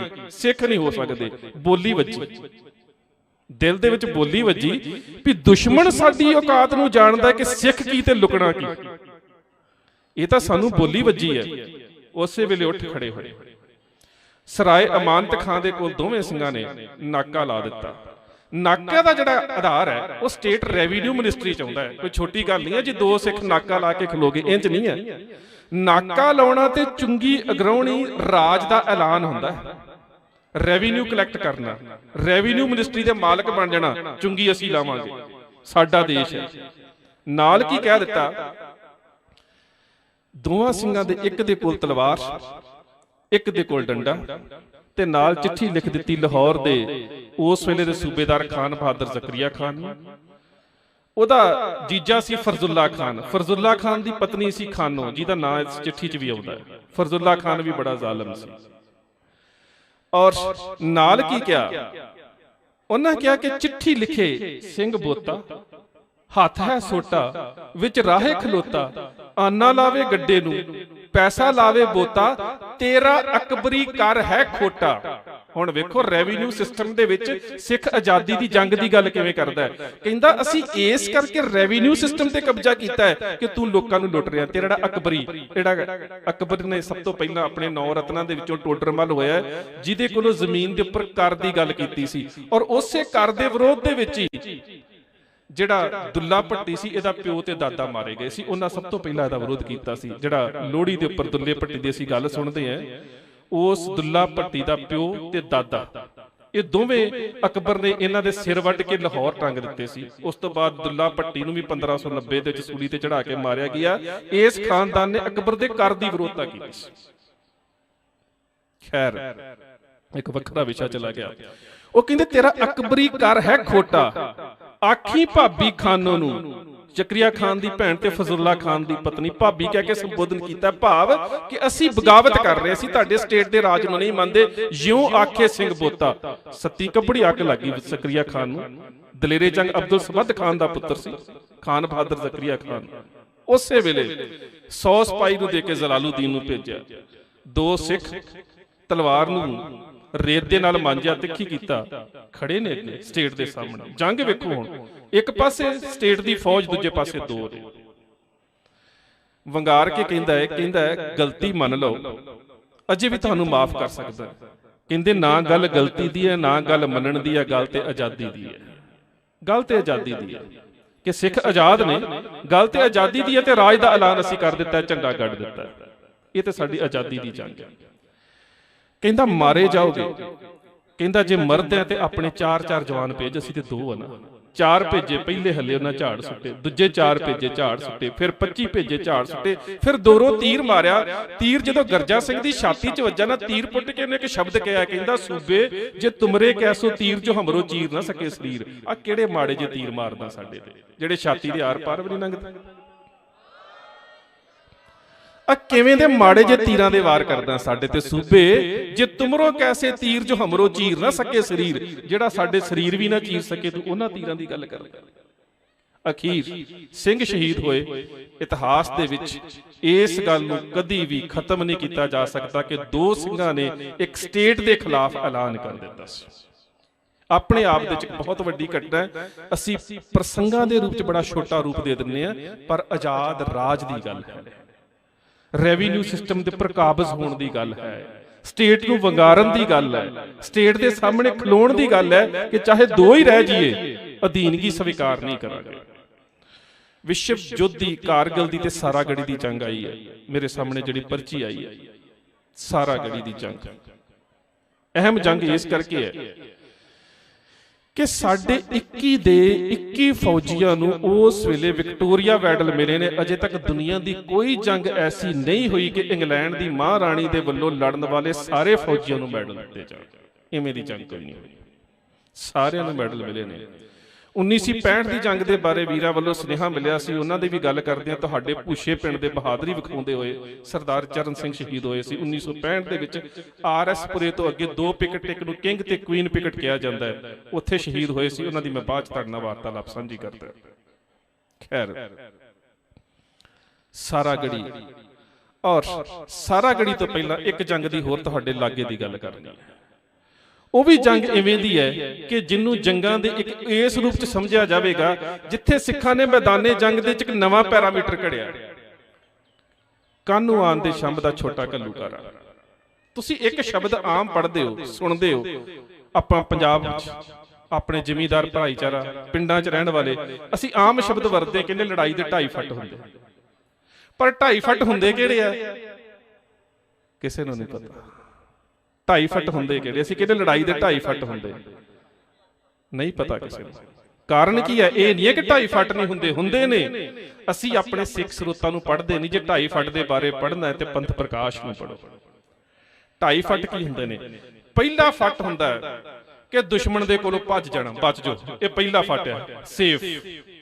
ਦੂਜਾ ਫੱਟ ਕੀ ਹੁੰਦਾ ਹੈ? ਜੋ ਕਹਿੰਦਾ ਹੱਥ ਜੋੜ ਕੇ ਮੰਨ ਲਓ। ਇਹ 2 ਫੱਟ ਪੂਰੇ ਹੋ ਗਏ। ਤੀਜਾ ਫੱਟ ਕੀ ਹੁੰਦਾ ਹੈ? ਮੈਦਾਨੇ ਜੰਗ 'ਚ ਪੰਗਾ ਲੈ ਲਓ, ਜਾਂ ਉਹ ਜਿੱਤ ਗਿਆ ਜਾਂ ਤੁਸੀਂ ਜਿੱਤ ਕੇ, ਇਹਨੂੰ ਅੱਧਾ ਗਿਣਿਆ ਜਾਂਦਾ ਵੀ ਜਾਂ ਉਹਦੇ ਹੱਥ ਬਾਜੀ ਜਾਂ ਤੁਹਾਡੇ ਹੱਥ ਬਾਜੀ। ਇਹ ਹੁੰਦੇ ਨੇ 2.5 ਫੱਟ ਲੜਾਈ ਦੇ।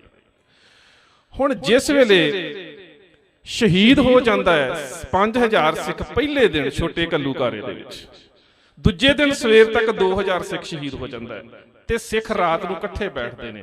ਜੱਸਾ ਸਿੰਘ ਆਹਲੂਵਾਲੀਆ, ਸੁੱਖਾ ਸਿੰਘ ਮਾੜੂ ਕੰਬੋਕੇ, ਸਰਦਾਰ ਚੜ੍ਹ ਸਿੰਘ, ਸਰਦਾਰ ਹਰੀ ਸਿੰਘ, ਸਰਦਾਰ ਮਹਿਤਾਬ ਸਿੰਘ, ਸਰਦਾਰ ਜੱਸਾ ਸਿੰਘ ਦੂਸਰੇ ਤੇ ਸਰਦਾਰ ਕਰਮ ਸਿੰਘ ਤੇ ਬਾਗ ਸਿੰਘ ਹੱਲੋਵਾਲੀਆ, ਸਾਰੇ ਸਿੱਖ ਬੈਠਦੇ ਨੇ।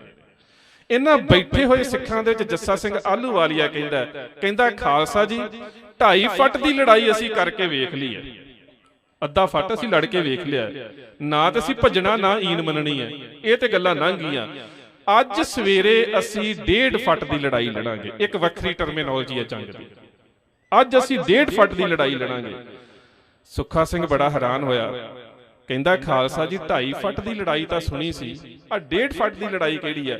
ਕਹਿੰਦੇ 1.5 ਫੱਟ ਦੀ ਲੜਾਈ ਇਹ ਹੈ ਕਿ ਸਾਡਾ ਅੱਧਾ ਫੱਟ ਦੁਸ਼ਮਣ ਦੇ ਨਾਲ ਸਿੱਧਾ ਲੜਨਾ ਹੋਵੇਗਾ, ਵੀ ਸਿੱਧਾ ਜਾ ਕੇ ਛਾਤੀ 'ਚ ਵੱਜਾਂਗੇ, ਤੇ ਪੂਰਾ ਫੱਟ ਇਹ ਹੋਵੇਗਾ ਵੀ ਅਸੀਂ ਲੜਨਾ ਨਹੀਂ, ਇੱਥੋਂ ਬਚ ਕੇ ਨਿਕਲਣਾ ਹੈ, ਕਿਉਂਕਿ ਮੈਦਾਨੇ ਜੰਗ 'ਚ ਫਿਰ ਜਾ ਕੇ ਲੜਨਾ। ਇਹ 1.5 ਫੱਟ ਦੀ ਲੜਾਈ, ਇਹ ਰੂਪ ਸਾਹਮਣੇ ਦਿੱਤੇ ਗਏ ਨੇ ਜੰਗ ਦੇ ਵਿੱਚ। ਇਸ 1.5 ਫੱਟ ਦੀ ਲੜਾਈ ਦੇ ਵਿੱਚ ਸਿੱਖ ਸਿੱਧਾ ਜਾ ਕੇ ਲੜੇ ਲਖਪਤ ਰਾਏ, ਜਸਪਤ ਰਾਏ ਤੇ ਸ਼ਾਹ ਨਵਾਜ਼ ਦੇ ਪੁੱਤਰ ਦੀਆਂ ਫੌਜਾਂ ਦੇ ਨਾਲ। ਮੈਦਾਨੇ ਜੰਗ ਦੇ ਵਿੱਚ 6000 ਸਿੱਖ ਸ਼ਹੀਦ ਹੋਇਆ, ਬਾਕੀ ਸਿੱਖ ਬਚਦੇ ਬਚਾਉਂਦੇ ਮਾਲਵੇ ਦੇ ਇਲਾਕੇ ਨੂੰ ਨਿਕਲ ਗਏ। ਇਹ ਲੜਾਈ ਦਾ ਇੱਕ ਹੋਰ ਰੂਪ ਸੀ ਜਿਹੜਾ ਸਿੱਖਾਂ ਨੇ ਬਿਲਕੁਲ ਘੱਲੂਘਾਰੇ ਦੇ ਵਿੱਚ ਸਿਰਜਿਆ, 1.5 ਫੱਟ ਦੀ ਲੜਾਈ। ਇਹ ਸਿੱਖਾਂ ਨੇ ਇੱਕ ਨਵਾਂ ਰੂਪ ਲੜਾਈ ਦਾ ਸਿਰਜਿਆ। ਉਸ ਤੋਂ ਬਾਅਦ ਇੱਕ ਲੜਾਈ ਦਾ ਹੋਰ ਰੂਪ ਹੈ।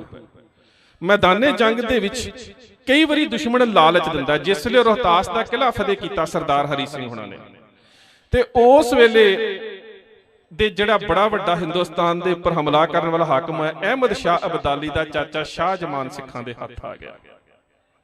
ਤੇ ਜਦੋਂ ਸ਼ਾਹ ਜਮਾਨ ਸਿੱਖਾਂ ਦੇ ਹੱਥ ਆ ਗਿਆ ਨਾ, ਤੇ ਉਸ ਵੇਲੇ ਸ਼ਾਹ ਜਮਾਨ ਸ਼ਰਾਰਤੀ ਬੜਾ ਸੀ।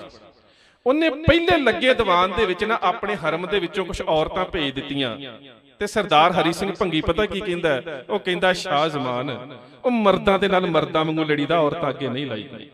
ਮਰਦਾਂ ਦੇ ਨਾਲ ਮਰਦਾਂ ਵਾਂਗੂ ਲੜੀਦਾ ਹੈ। ਤੁਹਾਡਾ ਧਰਮ ਪਰਦੇ 'ਚ ਰਹਿਣ ਦੀ ਇਜਾਜ਼ਤ ਦਿੰਦਾ ਹੈ। ਅਸੀਂ ਗੈਰ ਧਰਮੀ ਲੋਕ ਹਾਂ ਤੁਹਾਡੇ ਸਾਹਮਣੇ, ਅਸੀਂ ਤੁਹਾਡੇ ਦੁਸ਼ਮਣ ਹੈ। ਜਾਂ ਰੱਬ ਦਾ ਵਾਸਤਾ ਹੀ ਆਪਣੇ ਹਰਮ ਦੀਆਂ ਔਰਤਾਂ ਨੂੰ ਬੁਰਕੇ ਦੇ ਵਿੱਚ ਢੱਕ ਕੇ ਵਾਪਸ ਲੈ ਜਾ, ਅਸੀਂ ਇਹਨਾਂ ਦੇ ਚਿਹਰਿਆਂ ਨੂੰ ਨਹੀਂ ਤੱਕਣਾ। ਇਹ ਜੰਗ ਦਾ ਇੱਕ ਹੋਰ ਰੂਪ ਹੈ, ਦੁਸ਼ਮਣ ਕਿਵੇਂ ਦੀ ਨੀਤੀ ਵਰਤਦਾ ਹੈ। ਦੂਜੀ ਨੀਤੀ ਵਰਤੀ ਜਦੋਂ ਸ਼ਾਹ ਜ਼ਮਾਨ ਨੂੰ ਬੰਦੀ ਬਣਾ ਲਿਆ ਨਾ, ਤੇ ਉਸ ਵੇਲੇ ਜਦੋਂ ਬੰਦੀ ਬਣਾਇਆ ਤੇ ਸ਼ਾਹ ਜ਼ਮਾਨ ਕਹਿੰਦਾ ਸਰਦਾਰ ਚੜ੍ਹ ਸਿਆਂ ਤੇ ਹਰੀ ਸਿਆਂ, ਰਣਜੀਤ ਸਿੰਘ ਮਹਾਰਾਜ ਦੇ ਦਾਦੇ ਨੂੰ ਕਹਿੰਦਾ ਚੜ੍ਹ ਸਿਆਂ, ਉਹ ਹਰੀ ਸਿਆਂ, ਉਹ ਕਿਉਂ ਮੈਨੂੰ ਬੰਦੀ ਬਣਾਇਆ? ਕਹਿੰਦਾ ਇਸ ਕਰਕੇ ਬੰਦੀ ਬਣਾਇਆ ਕਿ ਦੁਨੀਆ ਦੀ ਤਵਾਰੀਖ ਦੇ ਵਿੱਚ ਦੱਸਾਂਗੇ ਕਿ ਹਿੰਦੁਸਤਾਨ ਨੂੰ 18 ਵਾਰ ਲੁੱਟਣ ਵਾਲੇ ਅਹਿਮਦ ਸ਼ਾਹ ਅਬਦਾਲੀ ਦੇ ਚਾਚੇ ਨੂੰ ਗ੍ਰਿਫਤਾਰ ਕੀਤਾ। ਤੇ ਕਹਿੰਦਾ ਜੇ ਛੱਡ ਦਿਓਗੇ ਨਾ ਤੇ ਤੁਹਾਡੀ ਹੋਰ ਵੀ ਵੱਡੀ ਗੱਲ ਹੋਣੀ। ਕਹਿੰਦਾ ਕਿਉਂ? ਕਹਿੰਦਾ ਇਤਿਹਾਸ ਦੇ ਵਿੱਚ ਇਹ ਵੀ ਆਊਗਾ ਕਿ ਨਾ ਫੜ ਕੇ ਛੱਡ ਵੀ ਦਿੱਤਾ, ਉਹਨਾਂ ਛੱਡ ਹੀ ਦਿੱਤਾ, ਛੱਡ ਹੀ ਦਿੱਤਾ।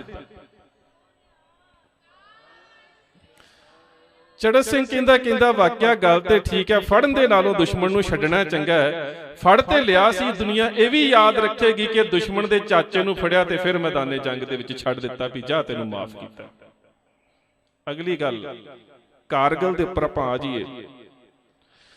ਕਾਰਗਿਲ ਦੇ ਵਿੱਚ ਇਹ ਵੈਸੇ ਤੇ ਟੋਪੋਗ੍ਰਾਫੀ ਨੂੰ ਵੇਖਣਾ ਬਹੁਤ ਜ਼ਰੂਰੀ ਹੈ। ਮੈਨੂੰ ਵੇਖਣ ਦਾ ਮੌਕਾ ਮਿਲਿਆ ਕਿਉਂਕਿ ਫਿਲਮ ਬਣ ਰਹੀ ਸੀ ਸਾਰਾਗੜੀ ਦੇ ਉੱਪਰ, ਉਹਦੇ ਕਰਕੇ ਮੈਨੂੰ ਕਾਫੀ ਜ਼ਿਆਦਾ ਇਸ ਇਲਾਕੇ ਦਾ, ਉਹਨਾਂ ਸ਼ਸਤਰਾਂ ਦਾ, ਉਸ ਸਮੇਂ ਜਿਹੜੇ ਹੌਲੀਓਗ੍ਰਾਮ ਵਰਗੇ ਜਿਹੜੇ ਆਪਰੇਟਸ ਵਰਤੇ ਗਏ ਨੇ ਉਹਨਾਂ ਨੂੰ ਨੇੜੇ ਤੋਂ ਵੇਖਣ ਦਾ ਮੌਕਾ ਮਿਲਿਆ। 2 ਪਹਾੜੀਆਂ ਨੇ, ਇੱਕ ਪਹਾੜੀ ਦਾ ਨਾਮ ਹੈ ਗੁਲਿਸਤਾਨ, ਇੱਕ ਦਾ ਨਾਮ ਹੈ ਲੌਖਾਟ। ਇਹਨਾਂ ਪਹਾੜੀਆਂ ਦੇ ਉੱਪਰ ਅੰਗਰੇਜ਼ ਨੇ ਕਬਜ਼ਾ ਕੀਤਾ, ਔਰ ਇਹਨਾਂ ਪਹਾੜੀਆਂ ਦੇ ਉੱਪਰ ਕਬਜ਼ਾ ਇਸ ਕਰਕੇ ਕੀਤਾ ਕਿ ਉਸ ਇਲਾਕੇ ਦੇ ਅਫਰੀਦੀ ਤੇ ਯੂਸਫ ਜਿਹੜੇ ਪਠਾਨ ਨੇ ਨਾ, ਉਹ ਲੁੱਟ ਲਿਆ ਕਰਦੇ ਸੀ ਕਾਫਲਿਆਂ ਨੂੰ, ਜਿਹੜੇ ਅੰਗਰੇਜ਼ਾਂ ਦੇ ਕਾਫਲੇ ਲੰਘਦੇ ਸੀ। ਸੋ 2 ਪਹਾੜੀਆਂ ਦੇ ਉੱਪਰ ਅੰਗਰੇਜ਼ਾਂ ਨੇ ਕਬਜ਼ਾ ਕਰ ਲਿਆ। ਮੈਂ ਇੱਕ ਬੇਨਤੀ ਹੋਰ ਕਰਾਂ, ਇਹ ਜਿਹੜੀਆਂ ਕਬਜ਼ਾ ਕੀਤੀਆਂ ਪਹਾੜੀਆਂ ਨੇ ਅੰਗਰੇਜ਼ਾਂ ਨੇ ਆਪ ਨਹੀਂ ਇੱਥੇ ਪਿਕਟਾਂ ਸਥਾਪਿਤ ਕੀਤੀਆਂ। ਇਹਦੇ ਤੋਂ ਪਹਿਲਾਂ ਇਸ ਇਲਾਕੇ 'ਚ ਹਰੀ ਸਿੰਘ ਨਲੂਆ ਇਹ ਚੌਕੀਆਂ ਸਥਾਪਿਤ ਕਰ ਚੁੱਕਾ ਸੀ। ਇਹ ਇਲਾਕਾ ਹਰੀ ਸਿੰਘ ਨਲੂਆ ਫਤਿਹ ਕਰ ਚੁੱਕਾ ਸੀ। ਮੈਂ ਇੱਕ ਹੋਰ ਬੇਨਤੀ ਕਰਾਂ, ਅਤਨਾ ਬੇਰਵਾ ਜੰਮੂ ਕਸ਼ਮੀਰ ਤੋਂ ਲੈ ਕੇ ਅਟਕ ਤੱਕ ਹਰੀ ਸਿੰਘ ਨਲੂਏ ਨੇ 143 ਪਿੰਡ ਵਸਾ ਕੇ ਉਹਨਾਂ ਪਿੰਡਾਂ ਦੇ ਉੱਪਰ ਇਹ ਜਿਹੜੀਆਂ ਪਹਾੜੀ ਚੌਕੀਆਂ ਸਥਾਪਿਤ ਕੀਤੀਆਂ ਸੀ। ਦੇਸ਼ ਦੀ ਆਜ਼ਾਦੀ ਤੋਂ ਬਾਅਦ 15 ਅਗਸਤ 1947 ਦੇ ਸਮੇਂ ਜੰਮੂ ਕਸ਼ਮੀਰ ਦਾ ਜਿਹੜਾ ਇਲਾਕਾ ਹੈ ਇਹ ਸਟੈਂਡ ਸਟਿਲ ਐਗਰੀਮੈਂਟ ਦੇ ਵਿੱਚ ਆਇਆ, ਇੱਕ ਵੱਖਰਾ ਦੇਸ਼ ਬਣਿਆ। ਪਰ ਨਹਿਰੂ ਤੇ ਜਿਨਾਹ ਦੀ ਸਾਜ਼ਿਸ਼ ਦੇ ਮੁਤਾਬਕ 23 ਅਕਤੂਬਰ 1947 ਨੂੰ ਇਹਨਾਂ 143 ਪਿੰਡਾਂ ਦੇ 33,000 ਸਿੱਖ ਦਾ ਕਤਲ ਕੀਤਾ ਗਿਆ। 33,000 ਸਿੱਖ ਦਾ ਇਤਿਹਾਸ 'ਚ ਕਿਤੇ ਨਹੀਂ ਸਾਨੂੰ ਪੜ੍ਹਾਇਆ ਜਾਂਦਾ। ਇਹ ਸਾਰੇ ਪਿੰਡ ਉਜਾੜੇ ਗਏ ਜਿਹੜੇ ਹਰੀ ਸਿੰਘ ਨਲੂਏ ਨੇ ਵਸਾਏ ਸੀ, ਸਿੱਖਾਂ ਦੇ ਪਿੰਡ ਸੀ। ਇਹਨਾਂ ਪਿੰਡਾਂ ਦੇ ਵਿੱਚ ਇੱਕ ਪਿੰਡ ਦੇ ਵਿੱਚ ਜਦੋਂ ਮੈਂ ਖੋਜ ਕਰ ਰਿਹਾ ਸੀ ਮੁਜ਼ੱਫਰਾਬਾਦ ਦੇ ਨੇੜੇ, ਜਿੱਥੇ ਬਾਬਾ ਪ੍ਰੇਮ ਸਿੰਘ ਮਰਾਲੇ ਵਾਲੇ ਦਾ ਡੇਰਾ ਸੀ, ਜਦੋਂ ਮੈਂ ਉੱਥੇ ਖੋਜ ਕਰ ਰਿਹਾ ਸੀ ਇੱਕ ਪਿੰਡ ਦਾ ਨਾਮ ਹੈ ਢੇਟਾ ਟਾਂਡਾ ਤੇ ਢੇਟਾ ਲੁਬਾਣਾ। ਮੈਂ ਹੈਰਾਨ ਰਹਿ ਗਿਆ ਜਦੋਂ ਉਸ ਪਿੰਡ ਨੂੰ ਕਬਾਇਲੀਆਂ ਨੇ ਘੇਰ ਲਿਆ। ਸਾਰੇ ਲੁਬਾਣੇ ਪਰਿਵਾਰ ਵਾਸਤੇ ਸੀ। ਤੁਸੀਂ ਹੈਰਾਨ ਹੋ ਜਾਓਗੇ ਸੁਣ ਕੇ। ਸਾਰੇ ਪਰਿਵਾਰ ਨੇ ਗੁਰਦੁਆਰੇ 'ਚ ਬਹਿ ਕੇ ਫੈਸਲਾ ਕੀਤਾ ਕਿ ਲੜਨਾ।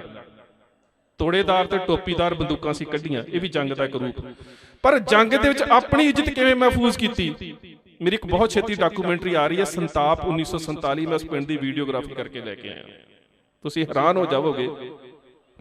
ਸਿੱਖਾਂ ਨੂੰ ਪਤਾ ਸੀ ਕਿ ਬੱਚੀਆਂ ਦੇ ਨਾਲ ਬਲਾਤਕਾਰ ਕੀਤੇ ਜਾ ਰਹੇ ਨੇ। ਇੱਕ ਅਕਾਲੀ ਠਾਕਰ ਸਿੰਘ ਸੀ, ਬਿਲਕੁਲ ਲਾਗੇ ਉਹਨਾਂ ਦਾ ਪਿੰਡ ਸੀ। ਉਹਨਾਂ ਆਪਣੇ ਪਰਿਵਾਰ ਦੀਆਂ 25 ਬੱਚੀਆਂ ਨੂੰ ਆਪ ਕਤਲ ਕੀਤਾ ਤੇ ਫਿਰ ਮੈਦਾਨੇ ਜੰਗ 'ਚ ਲੜੇ ਕਿ ਬੱਚੀਆਂ ਦੀ ਬੇਇੱਜ਼ਤੀ ਨਾ ਹੋਵੇ। ਢੇਟਾ ਲਬਾਣਾ ਪਿੰਡ ਦੇ ਵਿੱਚ ਉਸ ਵੇਲੇ ਜਦੋਂ ਪਿੰਡ ਦੇ ਸਾਰੇ ਮਰਦਾਂ ਨੇ ਲੜਨ ਦਾ ਫੈਸਲਾ ਕੀਤਾ ਤੇ ਜਿੰਨੀਆਂ ਜਵਾਨ ਬੱਚੀਆਂ ਸੀ ਕਿ ਜੇ ਅਸੀਂ ਮਰ ਗਏ ਇਹਨਾਂ ਦੀ ਇੱਜ਼ਤ ਨਾ ਲੁੱਟੀ ਜਾਵੇ, ਇੱਕ ਕਮਰੇ ਦੇ ਵਿੱਚ ਉਸ ਪਿੰਡ ਦੀਆਂ 113 ਬੱਚੀਆਂ ਨੂੰ ਬੰਦ ਕਰਕੇ ਅੱਗ ਲਾ ਕੇ ਆਪ ਪਰਿਵਾਰਾਂ ਨੇ ਸਾੜਿਆ ਕਿ ਸਾਡੀ ਇੱਜ਼ਤ ਬਚੀ ਰਹੇ। ਇੱਕ ਸਰਦਾਰ ਮਾਨ ਸਿੰਘ ਹੋਏ ਨੇ ਟੰਗ ਮੁੱਲਾ ਪਿੰਡ ਤੋਂ, ਉਹਨਾਂ ਦੀ ਨੌਂ ਸੀ ਬੀਬੀ ਮੱਖਣ ਕੌਰ। ਉਹਦੇ ਸਾਰੇ ਪਰਿਵਾਰ ਨੂੰ ਉਸਦੇ ਸਾਹਮਣੇ ਸਾੜਿਆ ਗਿਆ, ਮਾਰਿਆ ਗਿਆ। ਜਦੋਂ ਮੈਂ ਉਸ ਕਹਾਣੀ ਨੂੰ ਲੰਡਨ ਦੱਸ ਰਿਹਾ ਸੀ ਤੇ ਉਹਦੀ ਇੱਕ ਬੱਚੀ ਰੋਂਦੀ ਰੋਂਦੀ, ਬੀਬੀ ਹੁਣ ਬੱਚੀ ਨਹੀਂ ਕਹਿ ਸਕੀ, ਉਸ ਸਮੇਂ ਉਹ ਬੱਚੀ ਸੀ, ਕਹਿੰਦੀ ਵੀਰ ਜੀ ਮੇਰੀ ਉਹ ਮਾਮੀ ਸੀ ਤੇ ਮੈਂ ਅੱਖਾਂ ਦੇ ਸਾਹਮਣੇ ਉਹਨੂੰ ਮਰਦੀ ਵੇਖਿਆ। ਇੰਨਾ ਕੁਝ ਸਾਡੇ ਨਾਲ ਵਾਪਰਿਆ ਜਿਹੜਾ ਇਤਿਹਾਸ ਬਿਲਕੁਲ ਦੱਬ ਦਿੱਤਾ ਗਿਆ। ਖੈਰ, ਇਹ ਦੋ ਪਹਾੜੀਆਂ ਲੌਕਹਾਰਟ ਤੇ ਗੁਲਿਸਤਾਨ, ਇਹਨਾਂ ਪਹਾੜੀਆਂ ਦੇ ਵਿੱਚ ਯੂਸਫ ਜਈ ਤੇ ਅਫਰੀਦੀ ਪਠਾਨ ਹਮੇਸ਼ਾ ਤੋਂ ਲੁੱਟ ਲੈਂਦੇ ਰਹੇ ਨੇ ਉੱਥੋਂ ਦੇ ਕਾਫਲਿਆਂ ਨੂੰ, ਅੰਗਰੇਜ਼ਾਂ ਨੂੰ।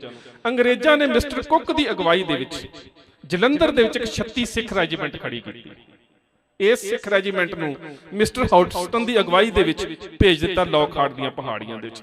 ਔਰ ਕਿੱਥੇ ਇਸ ਨੂੰ ਤਾਇਨਾਤ ਕੀਤਾ ਗਿਆ? ਦੋ ਪਹਾੜੀਆਂ ਦੇ ਵਿੱਚ ਇੱਕ ਜਗ੍ਹਾ ਸੀ ਸਾਰਾਗੜੀ, ਛੋਟੀ ਪਹਾੜੀ, ਉਹਦੇ ਵਿੱਚ ਇਹ 21 ਸਿੱਖ ਤਾਇਨਾਤ ਕਰ ਦਿੱਤੇ ਗਏ ਹੌਲਦਾਰ ਈਸ਼ਰ ਸਿੰਘ ਦੀ ਅਗਵਾਈ ਦੇ ਵਿੱਚ। ਇਹਨਾਂ ਦੇ ਕੋਲ 21 ਤੋੜੇਦਾਰ ਬੰਦੂਕਾਂ, ਕੁਝ ਰਾਸ਼ਨ ਤੇ ਇੱਕ ਹੌਲੀਓਗ੍ਰਾਮ।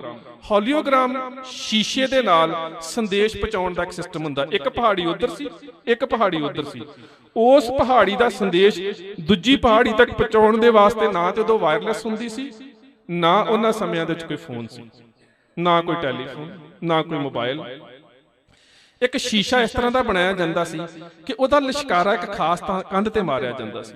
ਉਹਦੇ ਜਿੰਨੇ ਲਿਸ਼ਕਾਰੇ ਮਾਰੇ ਜਾਂਦੇ ਸੀ ਉਹਨਾਂ ਦੀ ਗਿਣਤੀ ਤੋਂ ਸੰਦੇਸ਼ ਦਾ ਪਤਾ ਲੱਗਦਾ ਸੀ ਕਿ ਜੇ 5 ਚਮਕਾਰੇ ਨੇ ਇਹਦਾ ਮਤਲਬ ਕਿ ਫੌਜ ਨੇ ਘੇਰਾ ਪਾ ਲਿਆ, ਜੇ 1 ਚਮਕਾਰਾ ਹੈ ਚੌਂਕੀ ਸਹੀ ਸਲਾਮਤ ਹੈ, 3 ਚਮਕਾਰੇ ਨੇ ਫੌਜ ਦੀ ਲੋੜ ਹੈ। ਇਸੇ ਤਰ੍ਹਾਂ ਉਹਨਾਂ ਚਮਕਾਰਿਆਂ ਨੂੰ ਆਧਾਰ ਕੇ ਹੌਲੋਗ੍ਰਾਮ ਨੂੰ ਵਰਤਿਆ ਜਾਂਦਾ ਸੀ। ਸੋ ਦੋਵੇਂ ਪਾਸੇ ਚੌਂਕੀਆਂ। ਹੁਣ ਉਹਨਾਂ ਨੇ ਇਹ ਸੋਚਿਆ ਕਿ ਜੇਕਰ ਹੁਣ ਅੰਗਰੇਜ਼ਾਂ ਦੇ ਉੱਪਰ ਕਬਜ਼ਾ ਕਰਨਾ, ਫਰੀਦੀਆਂ ਨੇ ਸੋਚਿਆ, ਤੇ ਹੁਣ ਕਬਜ਼ਾ ਕਰਨ ਦਾ ਇੱਕੋ ਤਰੀਕਾ ਹੈ ਕਿ ਵਿਚਕਾਰਲੀ ਚੌਂਕੀ ਜਿਹੜੀ ਇਹਨਾਂ ਦੀ ਮੇਨ ਲਾਈਨ ਹੈ ਜਿੱਥੋਂ ਸੰਦੇਸ਼ ਪਹੁੰਚਦੇ ਨੇ, ਉਹਦੇ ਤੇ ਕਬਜ਼ਾ ਕੀਤਾ ਜਾਵੇ। 10,000 ਅਫਰੀਦੀਆਂ ਨੇ ਘੇਰ ਲਿਆ ਉਸ ਪਹਾੜੀ ਨੂੰ, 21 ਗੁਰੂ ਕੇ ਸਿੱਖ ਨੇ। ਹੁਣ ਇੱਕ ਗੱਲ ਦੀ ਮੈਂ ਹੋਰ ਬੇਨਤੀ ਕਰ ਦੇਵਾਂ, ਅੱਜ ਜਦੋਂ ਫਿਲਮ ਬਣ ਰਹੀ ਸੀ ਨਾ, ਤੇ ਮੈਂ ਫਿਲਮ ਦੇ ਪ੍ਰੋਡਿਊਸਰ ਤੇ ਡਾਇਰੈਕਟਰ ਨਾਲ ਇੱਕ ਗੱਲ ਕੀਤੀ ਸੀ। ਮੈਂ ਕਿਹਾ ਸਾਡੀ ਸਪਿਰਿਟ ਨੂੰ ਨਾ ਮਾਰਿਓ, ਸਾਡੀ ਆਤਮਾ ਨੂੰ ਨਾ ਮਾਰਿਓ। ਕਿਤੇ ਫਿਲਮ ਦੇ ਵਿੱਚ ਇਹ ਗੱਲ ਕਹਿਣ ਦੀ ਕੋਸ਼ਿਸ਼ ਨਾ ਕਰਿਓ ਕਿ ਇਹ ਕੇਵਲ ਸਿੱਖ ਸਿਪਾਹੀ ਸੀ ਜਿਹੜੇ ਅੰਗਰੇਜ਼ਾਂ ਦੀ ਨੌਕਰੀ ਕਰਦੇ ਸੀ ਤੇ ਅੰਗਰੇਜ਼ਾਂ ਦੀ ਨੌਕਰੀ ਕਰਦੇ ਕਰਦੇ ਉੱਥੇ ਇਹ ਅੰਗਰੇਜ਼ਾਂ ਨੂੰ ਬਚਾਉਂਦੇ ਸ਼ਹੀਦ ਹੋ ਗਏ। ਨਹੀਂ, ਉਹਨਾਂ ਦੇ ਪਿੱਛੇ ਇੱਕ ਸਾਡੀ ਵੱਖਰੀ ਸਪਿਰਿਟ ਸੀ, ਇੱਕ ਸਾਡਾ ਵੱਖਰਾ ਆਤਮਿਕ ਓਜ ਸੀ। ਉਹ ਕਿਹੜਾ ਸੀ? ਹਰ ਸਿੱਖ ਸਿਪਾਹੀ ਕਹਿੰਦਾ ਸੀ ਕਿ ਮੈਂ ਉਸ ਜ਼ਮੀਨ ਦੇ ਵਾਸਤੇ ਲੜ ਰਿਹਾ ਜਿੱਥੇ ਕਦੀ ਮੇਰਾ ਜਰਨੈਲ ਹਰੀ ਸਿੰਘ ਨਲੂਆ ਕਾਬਜ਼ ਸੀ। ਇਹ ਸਾਡੀ ਉਹ ਸਪਿਰਿਟ ਆ। ਇਹ ਮਦਰਾਸੀ ਕਿਉਂ ਨਹੀਂ ਲੜਦਾ? ਗੁਜਰਾਤੀ ਕਿਉਂ ਨਹੀਂ ਲੜਦਾ, ਹੋਰ ਕੋਈ ਕਿਉਂ ਨਹੀਂ ਲੜਦਾ? ਕਿਉਂਕਿ ਜਦੋਂ ਸਿੱਖ ਲੜਦਾ ਹੈ ਨਾ, ਸਿੱਖ ਦੇ ਵਿੱਚ ਉਹ ਸਿੱਖੀ ਦਾ ਰਾਸ਼ਟਰਵਾਦ ਜਨਮ ਲੈਂਦਾ ਹੈ ਕਿ ਜੇ ਉਹ ਲਾਹੌਰ ਦਾ ਕਬਜ਼ਾ ਹੈ ਤੇ ਉਹਨੂੰ ਰਣਜੀਤ ਸਿੰਘ ਦਾ ਰਾਜ ਚੇਤੇ ਆਉਂਦਾ ਹੈ, ਜੇ ਉਹ ਅਟਕ ਦੇ ਉੱਪਰ ਲੜਦਾ ਹੈ ਉਹਨੂੰ ਅਕਾਲੀ ਫੂਲਾ ਸਿੰਘ ਚੇਤੇ ਆਉਂਦਾ ਹੈ, ਜੇ ਉਹ ਸਾਰਾਗੜੀ ਲੜਦਾ ਹੈ ਉਹਨੂੰ ਹਰੀ ਸਿੰਘ ਨਲੂਆ ਚੇਤੇ ਆਉਂਦਾ ਹੈ। ਉਹ ਆਪਣੇ ਧਰਮ ਦੀਆਂ ਪ੍ਰਾਤਨ ਪਰੰਪਰਾਵਾਂ ਨੂੰ ਜਿਉਂਦਾ ਰੱਖਣ ਦੇ ਵਾਸਤੇ ਲੜਦਾ ਹੈ। ਨਹੀਂ ਤੇ ਇੱਥੇ ਵੀ ਅਫਰੀਦੀਆਂ ਨੇ ਪਹਿਲੀ ਪੇਸ਼ਕਸ਼ ਸਿੱਖਾਂ ਨੂੰ ਕੀਤੀ ਹੈ, ਕਹਿੰਦੇ ਤੁਸੀਂ ਛੱਡ ਜਾਓ, ਲੜਾਈ ਸਾਡੀ ਅੰਗਰੇਜ਼ਾਂ ਦੇ ਨਾਲ, ਤੁਹਾਡਾ ਸਾਡੇ ਨਾਲ ਕੋਈ ਵੈਰ ਨਹੀਂ, ਤੁਸੀਂ ਛੱਡ ਜਾਓ ਇਸ ਚੌਂਕੀ ਨੂੰ, ਸਾਰਾਗੜੀ ਤੁਹਾਨੂੰ ਲੜਨ ਦੀ ਲੋੜ ਨਹੀਂ ਹੈ, ਤੁਸੀਂ ਚੌਂਕੀ ਨੂੰ ਛੱਡ ਕੇ ਨਿਕਲ ਜਾਓ। ਹੌਲਦਾਰ ਈਸ਼ਰ ਸਿੰਘ ਨੇ ਸੁਨੇਹਾ ਪਤਾ ਕੀ ਦਿੱਤਾ? ਕਹਿੰਦਾ ਗੱਲ ਨਾ ਅੰਗਰੇਜ਼ਾਂ ਦੀ ਹੈ ਨਾ ਤੁਹਾਡੇ ਨਾਲ ਗੱਲ ਦੀ ਹੈ, ਗੱਲ ਤੇ ਇਹ ਹੈ ਕਿ ਜਿਸ ਜ਼ਮੀਨ ਤੇ ਖੜੇ ਤੇ ਹਰੀ ਸਿੰਘ ਨਲੂਏ ਦੇ ਕਦਮ ਪਏ ਸੀ। ਇਹ ਕਿਵੇਂ ਹੋ ਸਕਦਾ ਹੈ ਕਿ ਸਾਡੇ ਜਰਨੈਲਾਂ ਦੀ ਜਿੱਤੀ ਜਗ੍ਹਾ ਹੋਵੇ ਤੇ ਉਸ ਜਰਨੈਲ ਦੇ ਵਾਰਸ ਛੱਡ ਕੇ ਚਲੇ ਜਾਣ? ਇੱਥੋਂ ਤਾਂ ਲਾਸ਼ਾਂ ਜਾਣਗੀਆਂ, ਛੱਡ ਕੇ ਨਹੀਂ ਜਾਵਾਂਗੇ ਕਦੀ ਵੀ। ਘੇਰਾ ਪਾਇਆ ਉਹਨਾਂ ਨੇ ਪਹਾੜੀ ਤੇ ਚੜ੍ਹਨਾ ਸ਼ੁਰੂ ਕੀਤਾ। ਅੱਗੋਂ ਸਿੱਖਾਂ ਨੇ ਇੱਕ ਇੱਕ ਦੋ ਦੋ ਸਿੱਖਾਂ ਨੇ ਬਿਲਕੁਲ ਚਮਕੌਰ ਦੀ ਗੜੀ ਦੇ ਵਾਂਗੂ ਦੋ ਦੋ ਤਿੰਨ ਤਿੰਨ ਸਿੱਖਾਂ ਨੇ ਨਿਕਲ ਕੇ ਮੁਕਾਬਲਾ ਕੀਤਾ। ਕਈ ਅਫਰੀਦੀ ਤੇ ਯੂਸਫ ਜਈ ਜਿਹੜੇ ਮਾਰ ਦਿੱਤੇ। ਉਹਨਾਂ ਨੇ ਇਕੱਠਾ ਹਮਲਾ ਕਰਕੇ ਕੰਧ ਦੇ ਵਿੱਚ ਪਾੜ ਪਾਇਆ। ਹੁਣ ਤੱਕ 7 ਸਿੱਖ ਸ਼ਹੀਦ ਹੋ ਗਏ। ਇਹ ਲੜਾਈ ਸਵੇਰੇ 9:30 ਤੋਂ ਸ਼ੁਰੂ ਹੋ ਕੇ ਸ਼ਾਮ ਦੇ 4:45 ਵਜੇ ਤੱਕ ਚੱਲੀ ਹੈ। ਇੰਨੇ ਘੰਟੇ 21 ਸਿੱਖ ਸਿਰਫ ਲੜੇ ਨੇ, ਔਰ ਇਹ 21 ਸਿੱਖ ਜਿਹੜੇ ਬਾਅਦ ਚ ਅਖੀਰਲੇ ਸਿੱਖ ਰਹਿ ਗਏ ਨਾ, ਉਹਨਾਂ ਵਿੱਚ ਸਰਦਾਰ ਗੁਰਮੁਖ ਸਿੰਘ ਸੀ, ਵੈਸੇ ਸਰਦਾਰ ਦੇਵਾ ਸਿੰਘ ਸੀ, ਈਸ਼ਰ ਸਿੰਘ ਸੀ, ਨੰਦਾ ਸਿੰਘ ਸੀ, ਜਵਾਹਰ ਸਿੰਘ ਸੀ, ਲਾਲ ਸਿੰਘ ਸੀ, ਦਇਆ ਸਿੰਘ ਸੀ, ਰਣ ਸਿੰਘ ਸੀ, 21 ਸਿੰਘ ਸੀਗੇ। ਇਹਨਾਂ ਦੇ ਵਿੱਚੋਂ ਇਹ ਜਿਹੜੇ 7 ਰਹਿ ਗਏ, ਉਹਨਾਂ ਦੇ ਵਿੱਚੋਂ ਇੱਕ ਸੰਦੇਸ਼ ਪਹੁੰਚਾਉਣ ਵਾਲਾ ਜਿਹੜਾ ਬੈਠਾ ਸੀ ਨਾ, ਉਹਨੇ ਮਿਸਟਰ ਹਿਊਸਟਨ ਨੂੰ ਆਖਰੀ ਸੰਦੇਸ਼ ਪਤਾ ਕੀ ਭੇਜਿਆ? ਕਹਿੰਦਾ ਸਾਡੇ ਵਿੱਚੋਂ 14 ਸ਼ਹੀਦ ਹੋ ਗਈ, 7 ਰਹਿ ਗਈ, ਆ ਮੇਰਾ ਆਖਰੀ ਸੰਦੇਸ਼ ਹੀ, ਇਹਦੇ ਤੋਂ ਬਾਅਦ ਮੈਂ ਸੰਦੇਸ਼ ਦੇਣ ਵਾਲਾ ਜੰਤਰ ਨਹੀਂ ਵਰਤਣਾ, ਮੈਂ ਇਹ ਛੱਡ ਕੇ ਹੁਣ ਬੰਦੂਕ ਫੜ ਕੇ ਮੈਦਾਨੇ ਜੰਗ 'ਚ ਜਾ ਰਿਹਾ, ਹੁਣ ਮੈਂ ਜੰਤਰ ਨਹੀਂ ਵਰਤਣਾ। ਇਹ ਸਿੱਖ ਨੇ ਹੌਲੀਓਗ੍ਰਾਮ ਛੱਡਿਆ, ਆਪਣੀ ਤੋੜੇਦਾਰ ਉਸ ਵੇਲੇ ਦੀ ਜਿਹੜੀ ਟੋਪੇਦਾਰ ਇਨਫੀਲਡ ਰਾਈਫਲਾਂ ਸੀ ਉਹਨਾਂ ਨੂੰ ਫੜਿਆ ਤੇ ਮੈਦਾਨੇ ਜੰਗ ਦੇ ਵਿੱਚ ਲੜਦੇ ਲੜਦੇ ਇਹ ਸਿੱਖ ਸ਼ਹੀਦ ਹੋ ਗਏ, 7 ਦੇ 7 ਸਿੱਖ। ਇਸ ਲੜਾਈ ਨੂੰ ਯੂਨੈਸਕੋ ਦੇ ਵਿੱਚ ਦੁਨੀਆ ਦੀਆਂ ਸਭ ਤੋਂ ਵੱਡੀਆਂ 7 ਲੜਾਈਆਂ 'ਚ ਸ਼ਾਮਲ ਕੀਤਾ ਗਿਆ। ਫਰਾਂਸ ਦੀ 8ਵੀਂ ਕਿਤਾਬ ਦੇ ਸਿਲੇਬਸ ਦੇ ਵਿੱਚ ਇਹ ਗੱਲ ਪੜ੍ਹਾਈ ਜਾਂਦੀ ਹੈ, ਦੁਨੀਆ ਦੇ ਵਿੱਚ ਇਹ ਗੱਲ ਪੜ੍ਹਾਈ ਜਾਂਦੀ ਹੈ, ਮਾਫ ਕਰਨਾ ਹਿੰਦੁਸਤਾਨ ਦੇ ਵਿੱਚ ਨਹੀਂ। ਕਿਉਂ? ਸਿੱਖਾਂ ਦੇ ਨਾਲ ਨਫ਼ਰਤ ਹੈ, ਸਿੱਖਾਂ ਦੇ ਨਾਲ ਨਫ਼ਰਤ ਹੈ। ਸਾਡੀਆਂ ਕੀਤੀਆਂ ਦੇ ਉੱਪਰ ਪਰਦੇ ਪਾਏ ਜਾਂਦੇ ਨੇ। ਜਦੋਂ ਕਿ ਮੈਨੂੰ ਪਤਾ ਮੇਰੇ ਵੀਰ ਬੈਠੇ ਨੇ, ਅਸੀਂ ਜਦੋਂ ਸੰਤਾਪ ਇੱਕ ਡਾਕੂਮੈਂਟਰੀ ਤੇ ਕੰਮ ਕਰ ਰਹੇ ਸੀ ਤੇ ਸਾਡੇ ਨਾਲ ਇੱਕ ਮੁਸਲਮਾਨ ਲੜਕੀ ਸੀ ਗੁਲਸ਼ਨ ਬਾਨੋ, ਅਸੀਂ ਬਿਲਕੁਲ ਬਾਰਡਰ ਤੇ ਕੰਮ ਕਰ ਰਹੇ ਸੀ ਤੇ ਪਾਕਿਸਤਾਨ ਵਾਲਿਆਂ ਨੇ ਸੋਚਿਆ ਕਿ ਸ਼ਾਇਦ ਇਹ ਹਿੰਦੁਸਤਾਨ ਦੀ ਫੌਜ ਦੇ ਨੇ, ਕਿਉਂਕਿ ਸਾਡੇ ਕੋਲ ਜਿਪਸੀ ਸੀ। ਉਹਨਾਂ ਨੇ ਫਾਇਰਿੰਗ ਕਰ ਦਿੱਤੀ, ਉਹ ਜਿਹੜੀ ਬੱਚੀ ਸੀ ਉਹ ਸ਼ਹੀਦ ਹੋ ਗਈ ਵਿਚਾਰੀ। 17 ਸਾਲ ਦੀ ਮੁਸਲਮਾਨਾਂ ਦੀ ਕੁੜੀ ਸਾਡੇ ਨਾਲ ਕੰਮ ਕਰ ਰਹੀ ਸੀ, ਰਾਹ ਦੱਸਣ ਗਈ ਸੀ ਵਿਚਾਰੀ ਤੁੰਬਾ ਹੋ ਕੇ ਉੱਡ ਗਈ। ਜਦੋਂ ਅਸੀਂ ਉੱਥੇ ਵਾਪਸ ਆ ਰਹੇ ਹਾਂ ਨਾ, ਅਸੀਂ ਤੇ ਉਸ ਮੌਤ ਨੂੰ ਵੇਖ ਕੇ ਆ ਰਹੇ ਹਾਂ ਤੇ ਰਾਹ ਦੇ ਵਿੱਚ ਕਮਲਕੋਟ ਦੇ ਕੋਲ ਜਿਹੜੇ ਮਦਰਾਸੀ ਸਿਪਾਹੀ ਸੀ ਨਾ, ਉਹਨਾਂ ਕੋਲ ਪਾਣੀ ਦੇ ਗਲਾਸ ਨਹੀਂ ਸੀ ਫੜੇ ਜਾ ਰਹੇ, ਸਾਨੂੰ ਪਾਣੀ ਨਹੀਂ ਸੀ ਪਿਆਇਆ ਜਾ ਰਿਹਾ, ਇੰਨੇ ਕੰਬ ਰਹੇ ਸੀ। ਤੇ ਨਾਲ ਹੀ ਉੱਥੋਂ ਦੇ ਜਿਹੜੇ ਮੁਸਲਮਾਨ ਸੀ ਨਾ ਉਸ ਪਿੰਡ ਦੇ, ਪਤਾ ਕੀ ਕਹਿ ਰਹੇ ਸੀ? ਕਹਿੰਦੇ ਸੀ ਜੇ ਕਿਤੇ ਇੱਥੇ ਸਰਦਾਰ ਨਾ ਹੋਣ ਤੇ ਦੂਜੇ ਦਿਨ ਹੀ ਜੰਮੂ ਕਸ਼ਮੀਰ ਤੱਕ ਕਬਜ਼ਾ ਕੀਤਾ ਹੋਵੇ ਇਸ ਫੌਜ ਨੇ। ਇਹ ਤੇ ਤੁਹਾਡੇ ਕਰਕੇ ਕਹਿੰਦੇ ਸਾਰਾ ਦੇਸ਼ ਬਚ ਜਾਂਦਾ ਹੈ। ਇਹ ਹਾਲਾਤ ਅਸੀਂ ਇਹਨਾਂ ਦੇ ਅੱਖੀਂ ਵੇਖੇ ਨੇ। ਉਹਨਾਂ ਕੋਲ ਪਾਣੀ ਦੇ ਗਲਾਸ ਨਹੀਂ ਸੀ ਫੜੇ ਜਾ ਰਹੇ, ਅਸੀਂ ਬਾਰਡਰ ਤੋਂ ਆਏ ਸੀ, 14 ਕਿਲੋਮੀਟਰ ਪਿੱਛੇ ਸੀ, ਗਲਾਸ ਨਹੀਂ ਸੀ ਫੜੇ ਜਾ ਰਹੇ ਪਾਣੀ ਦੇ। ਇਹ ਹਾਲਾਤ ਜੇ ਜੂਝਿਆ ਤੇ ਖਾਲਸਾ ਜੂਝਿਆ। ਹੁਣ ਮੈਂ 1965 ਦੀ ਉਸ ਘਟਨਾ ਦੀ ਗੱਲ ਕਰਾਂ, ਕਿਉਂਕਿ ਵਕਤ ਸਮਾਪਤੀ ਵੱਲ ਹੈ, ਜੇ ਮੈਂ ਇੱਕ ਲੜਾਈ ਦੀ ਹੋਰ ਗੱਲ ਕਰਨੀ ਹੈ, ਵਿਸ਼ਾ ਜੰਗ ਹੈ। ਤੁਹਾਡੇ ਪਿੰਡ ਦੇ ਸਰਦਾਰ ਚਰਨ ਸਿੰਘ, 2nd ਸਿੱਖ ਬਟਾਲੀਅਨ, RS ਪੁਰਾ, ਜੰਮੂ ਕਸ਼ਮੀਰ ਤੋਂ ਅਗਲੇ ਪਾਸੇ। ਪਾਕਿਸਤਾਨ ਦੀਆਂ 2 ਬੜੀਆਂ ਮਸ਼ਹੂਰ ਪਿਕਟਾਂ ਸੀ, ਪੰਜਾਬੀ 'ਚ ਅਸੀਂ ਉਸ ਨੂੰ ਰਾਜਾ ਚੌਂਕੀ ਤੇ ਰਾਣੀ ਚੌਂਕੀ ਕਹਿੰਦੇ, ਵੈਸੇ ਕਿੰਗ ਐਂਡ ਕੁਈਨ ਪੋਸਟ। ਉਹਨਾਂ ਦੇ ਉੱਪਰੋਂ ਬੜੀ ਫਾਇਰਿੰਗ ਹੋਈ, ਬੜਾ ਸਿੱਖਾਂ ਦਾ ਨੁਕਸਾਨ ਹੋਇਆ। ਉੱਥੇ ਖੂਬੀ ਇਹ ਸੀ ਦੁਸ਼ਮਣ ਦੀ ਕਿ ਦੁਸ਼ਮਣ ਦੀ ਇੱਕ ਮੀਡੀਅਮ ਮਸ਼ੀਨ ਗਨ ਇਹੋ ਜਿਹੀ ਜਗ੍ਹਾ ਤੇ ਲੱਗੀ ਸੀ ਜਿੱਥੋਂ ਪਤਾ ਨਹੀਂ ਸੀ ਲੱਗ ਰਿਹਾ ਫਾਇਰ ਕਿੱਥੋਂ ਆਉਂਦਾ। ਉਸ ਵੇਲੇ ਮਿਸਟਰ ਖੰਨਾ ਦੀ ਅਗਵਾਈ ਵਿੱਚ 2nd ਸਿੱਖ ਬਟਾਲੀਅਨ ਨੂੰ ਭੇਜਿਆ ਗਿਆ। ਇਸ ਬਟਾਲੀਅਨ ਦੇ 300 ਦੇ ਕਰੀਬ ਜਿਹੜੇ ਸਿੰਘ ਸੀ ਉਹ ਸ਼ਹੀਦ ਹੋਏ। ਉਹਨਾਂ ਸ਼ਹੀਦ ਹੋਣ ਵਾਲਿਆਂ ਦੇ ਵਿੱਚ ਤੁਹਾਡੇ ਇਸ ਭੂਸ਼ਾ ਨਗਰ ਦੇ ਸਰਦਾਰ ਚਰਨ ਸਿੰਘ ਵੀ ਸਨ। ਉਹਨਾਂ ਸ਼ਹੀਦ ਹੋਣ ਵਾਲਿਆਂ ਦੇ ਵਿੱਚ ਇਸੇ ਹੀ ਇਹ ਆਪ ਮੇਰੇ ਖਿਆਲ ਦੇ ਨਾਲ ਡੈਲਟਾ ਬਟਾਲੀਅਨ ਦੇ ਵਿੱਚ ਸੀ। 3 ਤਰ੍ਹਾਂ ਦੀਆਂ ਉੱਥੇ ਸਿੱਖ ਬਟਾਲੀਅਨ ਦੀ ਵੰਡ ਕੀਤੀ ਸੀ, ਅਲਫਾ, ਡੈਲਟਾ ਔਰ ਚਾਰਲੀ। ਚਾਰਲੀ ਦੇ ਵਿੱਚ ਇੱਕ ਬਠਿੰਡਾ ਦੇ ਰਹਿਣ ਵਾਲੇ ਸੀ ਗੁਰਚਰਨਜੀਤ ਸਿੰਘ। ਉਹਨਾਂ ਨੇ ਇੱਕ ਬੜਾ ਕਮਾਲ ਦਾ ਕੰਮ ਕੀਤਾ। ਉਹਨਾਂ ਨੂੰ ਰਾਤ ਪਤਾ ਲੱਗ ਗਿਆ ਕਿ ਇਸ ਜਗ੍ਹਾ ਦੇ ਉੱਪਰ ਮੀਡੀਅਮ ਮਸ਼ੀਨ ਗਨ ਹੈ। ਉਹ ਬੰਦਾ ਸਾਰੀ ਰਾਤ ਰੀਂਗਦਾ ਹੋਇਆ ਅਰਕਾਂ ਦੇ ਪਾਰ ਮਸ਼ੀਨ ਗਨ ਤੱਕ ਪਹੁੰਚਿਆ ਤੇ ਜਾ ਕੇ ਚੱਲਦੀ ਮਸ਼ੀਨ ਗਨ ਦੀ ਬੈਰਲ ਫੜ ਕੇ ਖਿੱਚ ਲਈ। ਹੱਥ ਉਹਦੇ ਦੋਵੇਂ ਸੜ ਗਏ, ਭਾਵੇਂ ਕਿ ਉਸਨੇ ਉਸ ਮਸ਼ੀਨ ਗਨ ਚਲਾ ਰਹੇ ਸਿਪਾਹੀ ਨੂੰ ਵੀ ਮਾਰ ਦਿੱਤਾ, ਪਰ ਉਸ ਸਿੰਘ ਨੂੰ ਵੀ ਉੱਥੇ ਸ਼ਹੀਦ ਕਰ ਦਿੱਤਾ ਗਿਆ। ਸੋ ਇਹ ਤੁਹਾਡੇ ਨਗਰ ਨੂੰ ਇਸ ਗੱਲ ਤੇ ਮਾਣ ਹੋਣਾ ਚਾਹੀਦਾ ਹੈ ਕਿ ਜੇਕਰ ਉਸ ਵੇਲੇ ਉਸ ਪਿਕਟ ਦੇ ਉੱਪਰ ਕਬਜ਼ਾ ਵੀ ਨਾ ਹੁੰਦਾ ਤਾਂ ਹਿੰਦੁਸਤਾਨ ਦਾ ਬਹੁਤ ਵੱਡਾ ਨੁਕਸਾਨ ਹੋ ਰਿਹਾ ਸੀ। ਤੇ ਮੈਂ ਸੋਚਦਾ ਕਿ ਉਦੋਂ ਵੀ ਸਿੱਖ ਹਿੰਦੁਸਤਾਨ ਦਾ ਸਿਪਾਹੀ ਹੋ ਕੇ ਨਹੀਂ ਲੜਦਾ, ਉਦੋਂ ਵੀ ਸਿੰਘ ਇਹ ਸੋਚ ਕੇ ਲੜਦਾ ਹੈ ਕਿ ਇੱਥੇ ਸ਼ੇਰੇ ਪੰਜਾਬ ਮਹਾਰਾਜਾ ਰਣਜੀਤ ਸਿੰਘ ਦਾ ਰਾਜ ਸੀ। ਉਦੋਂ ਵੀ ਸਿੱਖ ਇਹ ਸੋਚ ਕੇ ਲੜਦਾ ਹੈ ਕਿ ਇੱਥੇ ਸ਼ੇਰੇ ਪੰਜਾਬ ਮਹਾਰਾਜਾ ਰਣਜੀਤ ਸਿੰਘ ਦਾ ਰਾਜ ਸੀ। ਵਕਤ ਦੱਸ ਦਿਓ ਜੀ। 10 ਮਿੰਟ, ਠੀਕ ਹੈ ਜੀ, ਕਿਉਂਕਿ ਦਿੱਤਾ ਵਕਤ ਸਮਾਪਤ ਸੀ, ਮੈਂ ਤਾਂ ਪੁੱਛ ਲਿਆ। ਇੱਕ ਜੰਗ, ਜਿਸ ਜੰਗ ਦੇ ਬਾਰੇ ਇੱਕ ਇਤਿਹਾਸਕਾਰ ਮੈਲਸਨ ਇੱਕ ਗੱਲ ਲਿਖਦਾ ਹੈ, ਕਹਿੰਦਾ ਜੇ ਕਿਤੇ ਸਿੱਖਾਂ ਦੇ ਗਦਾਰ ਨਾ ਹੋਣ ਨਾ, ਜੇ ਕਿਤੇ ਸਿੱਖਾਂ ਦੇ ਆਗੂ ਗਦਾਰੀ ਨਾ ਕਰਨ, ਤੇ ਕਹਿੰਦਾ ਸ਼ਾਇਦ ਅੱਜ ਦੁਨੀਆ ਦੇ ਵਿੱਚ ਕਿਤੇ ਯੂਨੀਅਨ ਜੈਕ ਦਾ ਝੰਡਾ ਨਾ ਚੱਲਦਾ ਹੁੰਦਾ ਅੰਗਰੇਜ਼ਾਂ ਦਾ, ਜੇ ਕਿਤੇ ਸਿੱਖਾਂ ਨਾਲ ਗਦਾਰੀ ਨਾ ਹੋਵੇ। ਉਹ ਗਦਾਰੀ ਦੀ ਗੱਲ ਕਰਦਾ ਹੈ ਚੇਲਿਆਂ ਵਾਲੇ ਦੀ ਜੰਗ ਦੀ, ਉਹ ਗਦਾਰੀ ਦੀ ਗੱਲ ਕਰਦਾ ਮੁਦਕੀ ਦੀ ਜੰਗ ਦੀ, ਉਹ ਗਦਾਰੀ ਦੀ ਗੱਲ ਕਰਦਾ ਸਭਰਾਵਾਂ ਦੀ ਜੰਗ ਦੀ। ਜਿਸ ਵੇਲੇ ਸ਼ੇਰੇ ਪੰਜਾਬ ਮਹਾਰਾਜਾ ਰਣਜੀਤ ਸਿੰਘ ਅਕਾਲ ਚਲਾਣਾ ਕਰ ਗਏ, ਉਸ ਵੇਲੇ ਸ਼ੇਰੇ ਪੰਜਾਬ ਮਹਾਰਾਜਾ ਰਣਜੀਤ ਸਿੰਘ ਦੀ ਪਤਨੀ ਮਹਾਰਾਣੀ ਜਿੰਦਾ ਨੇ ਇੱਕ ਚਿੱਠੀ ਭੇਜੀ ਹੈ ਸ਼ਾਮ ਸਿੰਘ ਅਟਾਰੀ ਦੇ ਬਾਰੇ। ਉਹ ਇੰਨੀ ਭਾਵਪੂਰਤ ਚਿੱਠੀ ਹੈ ਨਾ, ਸਰਦਾਰ ਸੋਹਣ ਸਿੰਘ ਸੀਤਲ ਦੀ ਕਿਤਾਬ ਹੈ ਸਿੱਖ ਰਾਜ ਕਿਵੇਂ ਗਿਆ, ਉਸ ਚਿੱਠੀ ਨੂੰ ਜ਼ਰੂਰ ਪੜ੍ਹਿਓ। ਮੇਰੇ ਖਿਆਲ ਨਾਲ ਕੋਈ ਅੱਖ ਨਹੀਂ ਜਿਸ ਦੇ ਚ ਹੰਝੂ ਨਾ ਆ ਜਾਣ ਉਸ ਚਿੱਠੀ ਨੂੰ ਪੜ੍ਹ ਕੇ। ਜਿਸ ਵੇਲੇ ਮਹਾਰਾਣੀ ਜਿੰਦ ਕੌਰ ਹਰੀ ਸਿੰਘ ਨਲਵੇ ਨੂੰ ਕਹਿੰਦੀ ਹੈ, ਕਹਿੰਦੀ ਜੇਕਰ ਅੱਜ ਜਰਨੈਲਾ ਅੱਜ ਤੇਰੀ ਤਲਵਾਰ ਮਿਆਨ ਦੇ ਵਿੱਚੋਂ ਬਾਹਰ ਨਾ ਆਈ ਨਾ, ਤੇ ਤੇਰੇ ਕਮਰ ਦੀ ਹਿੱਕ ਦੀ ਬੜੀ ਉੱਪਰ ਝੰਡੇ ਗੈਰਾਂ ਦੇ ਫਿਰ ਝੁਲਾਏ ਜਾਸਨ। ਜਵਾਈ ਸੀ ਨੌ ਨਿਹਾਲ ਸਿੰਘ ਹਰੀ ਸਿੰਘ ਨਲੂਏ ਦਾ, ਕਹਿੰਦੇ ਤੇਰੇ ਜਵਾਈ ਦੀ ਹਿੱਕ ਦੇ ਉੱਪਰ ਅੰਗਰੇਜ਼ਾਂ ਦੇ ਝੰਡੇ ਝੂਲਣਗੇ, ਤੇਰੇ ਸ਼ੇਰੇ ਪੰਜਾਬ ਦੇ ਫੁੱਲ ਉਹਨਾਂ ਦੇ ਬੂਟਾਂ ਦੇ ਹੇਠ ਮਿਧਾਏ ਜਾਸਣ, ਤੇਰੇ ਦੋਸਤ ਸ਼ੇਰੇ ਪੰਜਾਬ ਦੇ ਫੁੱਲ ਜਿਹੜੇ ਮੜੀ ਚ ਦੱਬੇ ਪਏ ਨੇ ਉਹਨਾਂ ਦੇ ਉੱਪਰ ਅੰਗਰੇਜ਼ਾਂ ਦੇ ਬੂਟ ਹੋਣਗੇ। ਇਹ ਕੁਝ ਹੋਵੇਗਾ। ਉਸ ਵੇਲੇ ਇਹ ਜਰਨੈਲ ਨਿਕਲਿਆ। ਇਸ ਜਰਨੈਲ ਦੇ ਬਾਰੇ ਇਸਨੇ ਕਿਹਾ ਹੈ, ਕਹਿੰਦਾ ਗੱਲ ਸੁਣ ਮੇਰੀ, ਮੇਰਾ ਮਿਆਨ ਇਸ ਪ੍ਰਸ਼ਤੀ ਦੇ ਉੱਪਰ ਟੰਗ ਦੇ, ਮੈਂ ਸ਼ਮਸ਼ੀਰ ਨੂੰ ਬੇਮਿਆਨ ਕਰਕੇ ਲੈ ਚੁੱਕਾ, ਤੇ ਮੇਰੀ ਆਉਣ ਵਾਲੀ ਪੀੜ੍ਹੀਆਂ ਨੂੰ ਇਹ ਗੱਲ ਦੱਸ ਦਵੀਂ ਮੇਰੀ ਸ਼ਹਾਦਤ ਨੂੰ ਦਾਗ ਨਾ ਲੱਗੇ, ਇਹ ਜਿੰਦਾ ਜਰਨੈਲ ਮੈਦਾਨੇ ਜੰਗ 'ਚ ਸ਼ਹੀਦ ਹੋਣ ਵਾਸਤੇ ਜਾ ਰਿਹਾ। ਤੁਰਿਆ ਸ਼ਾਮ ਸਿੰਘ ਅਟਾਰੀ।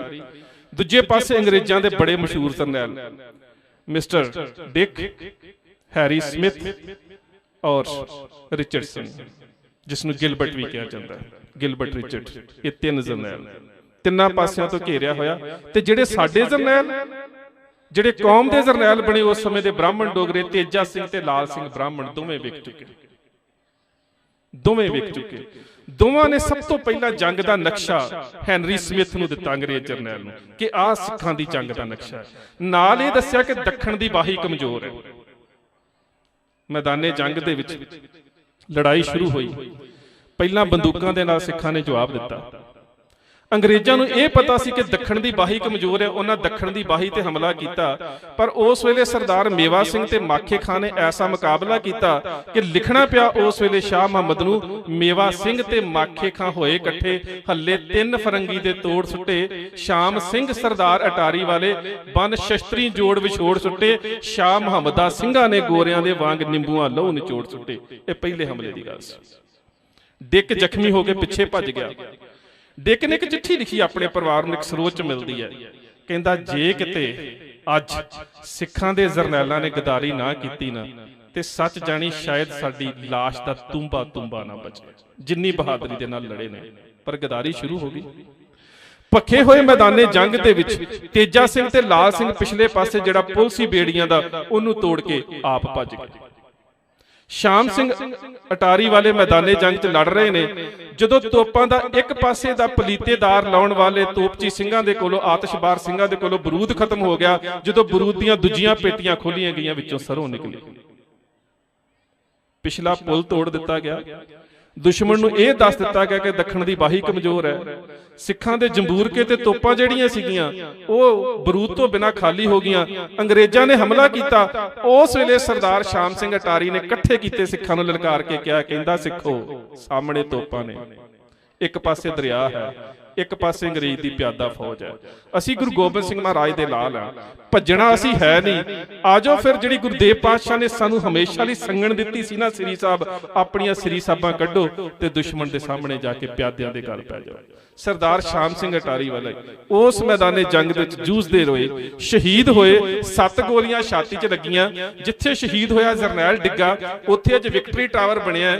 ਇੱਕ ਅੰਗਰੇਜ਼ ਲਿਖਾਰੀ ਦੀ ਲਿਖਤ ਨੂੰ ਪੜ੍ਹਦਿਆਂ ਮੈਨੂੰ ਬੜੀ ਹੈਰਾਨੀ ਹੋਈ ਕਿ ਉਸ ਜਰਨੈਲ ਨੇ ਮੈਦਾਨੇ ਜੰਗ ਦੇ ਵਿੱਚ ਕਿੰਨੀ ਤੇਗ ਵਾਹੀ ਹੋਵੇਗੀ ਕਿ ਜਿਹੜੀ ਤੇਗ ਸੀ ਉਹਦੇ ਹੱਥ ਦੇ ਵਿੱਚੋਂ ਬਾਅਦ 'ਚ ਕੱਢਣ ਦੇ ਵਾਸਤੇ, ਜਿਹੜੀ ਤਲਵਾਰ ਹੱਥ 'ਚੋਂ ਕੱਢਣ ਦੇ ਵਾਸਤੇ 2.5 ਘੰਟੇ ਗਰਮ ਪਾਣੀ ਦੀ ਟਕੋਰ ਕਰਨੀ ਪਈ। ਹੱਥ ਸੁੱਜ ਚੁੱਕਾ ਸੀ। ਕਿਵੇਂ ਦੀ ਸ਼ਮਸ਼ੀਰ ਵਾਹੀ ਹੋਏਗੀ ਉਸ ਜਰਨੈਲ ਨੇ।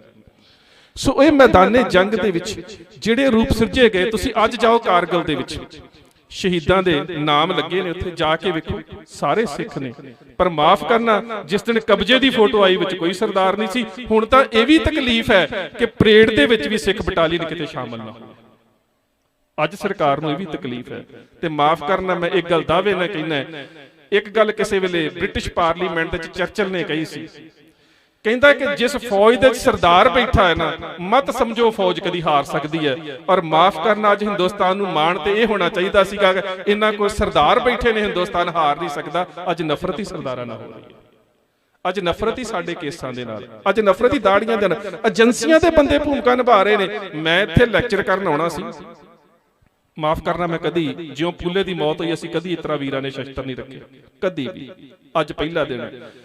ਵਿਦਵਾਨ, ਲਿਖਾਰੀ, ਸਕਾਲਰ, ਹਾਫਿਜ਼ ਜਿਹੜੇ ਵੀ ਇਸ ਖੇਤਰ ਦੇ ਵਿੱਚ ਕੰਮ ਕਰ ਰਹੇ ਨੇ, ਉਹਨਾਂ ਨੂੰ ਚੁੱਪ ਕਰਾਉਣ ਦੇ ਵਾਸਤੇ, ਮੈਨੂੰ ਪਤਾ ਹੈ ਉਹ ਟਕਸਾਲ ਦੇ ਸਿੰਘ ਨਹੀਂ ਹੋ ਸਕਦੇ, ਕਿਉਂਕਿ ਟਕਸਾਲ ਦੇ ਸਾਰੇ ਸਿੰਘਾਂ ਨਾਲ ਮੇਰਾ ਬਹੁਤ ਜ਼ਿਆਦਾ ਪਿਆਰ ਹੈ, ਅਸੀਂ ਇਕੱਠੇ ਵਿਚਰਦੇ ਹਾਂ। ਇਹ ਕੇਵਲ ਤੇ ਕੇਵਲ ਏਜੰਸੀਆਂ ਦੇ ਬੰਦੇ ਨੇ ਜਿਹੜੇ ਕਿਸੇ ਨਾ ਕਿਸੇ ਤਰੀਕੇ ਦੇ ਨਾਲ ਇਸ ਬ੍ਰਾਹਮਣਵਾਦੀ ਸਿਸਟਮ ਦੇ ਖਿਲਾਫ ਜਿਹੜੀ ਤੁਹਾਡੀ ਆਵਾਜ਼ ਹੈ ਉਹਨੂੰ ਬੰਦ ਕਰਾਉਣਾ ਚਾਹੁੰਦੇ ਨੇ। ਸੋ ਸਾਡਾ ਸਾਰਿਆਂ ਦਾ ਫਰਜ਼ ਬਣਦਾ ਹੈ ਕਿ ਅਸੀਂ ਜਿਹੜਾ ਗੁਰਦੇਵ ਪਾਤਸ਼ਾਹ ਨੇ ਸਾਨੂੰ ਬਖਸ਼ਿਸ਼ ਕੀਤਾ ਹੈ ਨਾ, ਇਹ ਤੀਸਰ ਮਜ਼ਹਬ ਖਾਲਸਾ ਉਪਜੋ ਪ੍ਰਧਾਨਾ, ਅਸੀਂ ਆਪਣੇ ਨਿਆਰੇਪਨ ਦੀ ਗੱਲ ਜਿਹੜੀ ਹੈ ਉਹ ਹਮੇਸ਼ਾ ਕਰੀਏ। ਵਕਤ ਥੋੜਾ ਜਿਹਾ ਜ਼ਿਆਦਾ ਲੈ ਗਿਆ, ਇੰਨੀਆਂ ਕੁ ਬੇਨਤੀਆਂ ਪ੍ਰਵਾਨ ਖਿਮਾ ਦਾ ਜਾ ਚੁੱਕਿਆ ਜੀ। ਵਾਹਿਗੁਰੂ ਜੀ ਕਾ ਖਾਲਸਾ, ਵਾਹਿਗੁਰੂ ਜੀ ਕੀ ਫਤਿਹ, ਵਾਹਿਗੁਰੂ ਜੀ ਕੀ ਫਤਿਹ, ਵਾਹਿਗੁਰੂ ਜੀ ਕੀ ਫਤਿਹ, ਵਾਹਿਗੁਰੂ ਜੀ ਕੀ ਫਤਿਹ, ਵਾਹਿਗੁਰੂ ਜੀ ਕੀ ਫਤਿਹ, ਵਾਹਿਗੁਰੂ ਜੀ ਕੀ ਫਤਿਹ, ਵਾਹਿਗੁਰੂ ਜੀ ਕੀ ਫਤਿਹ।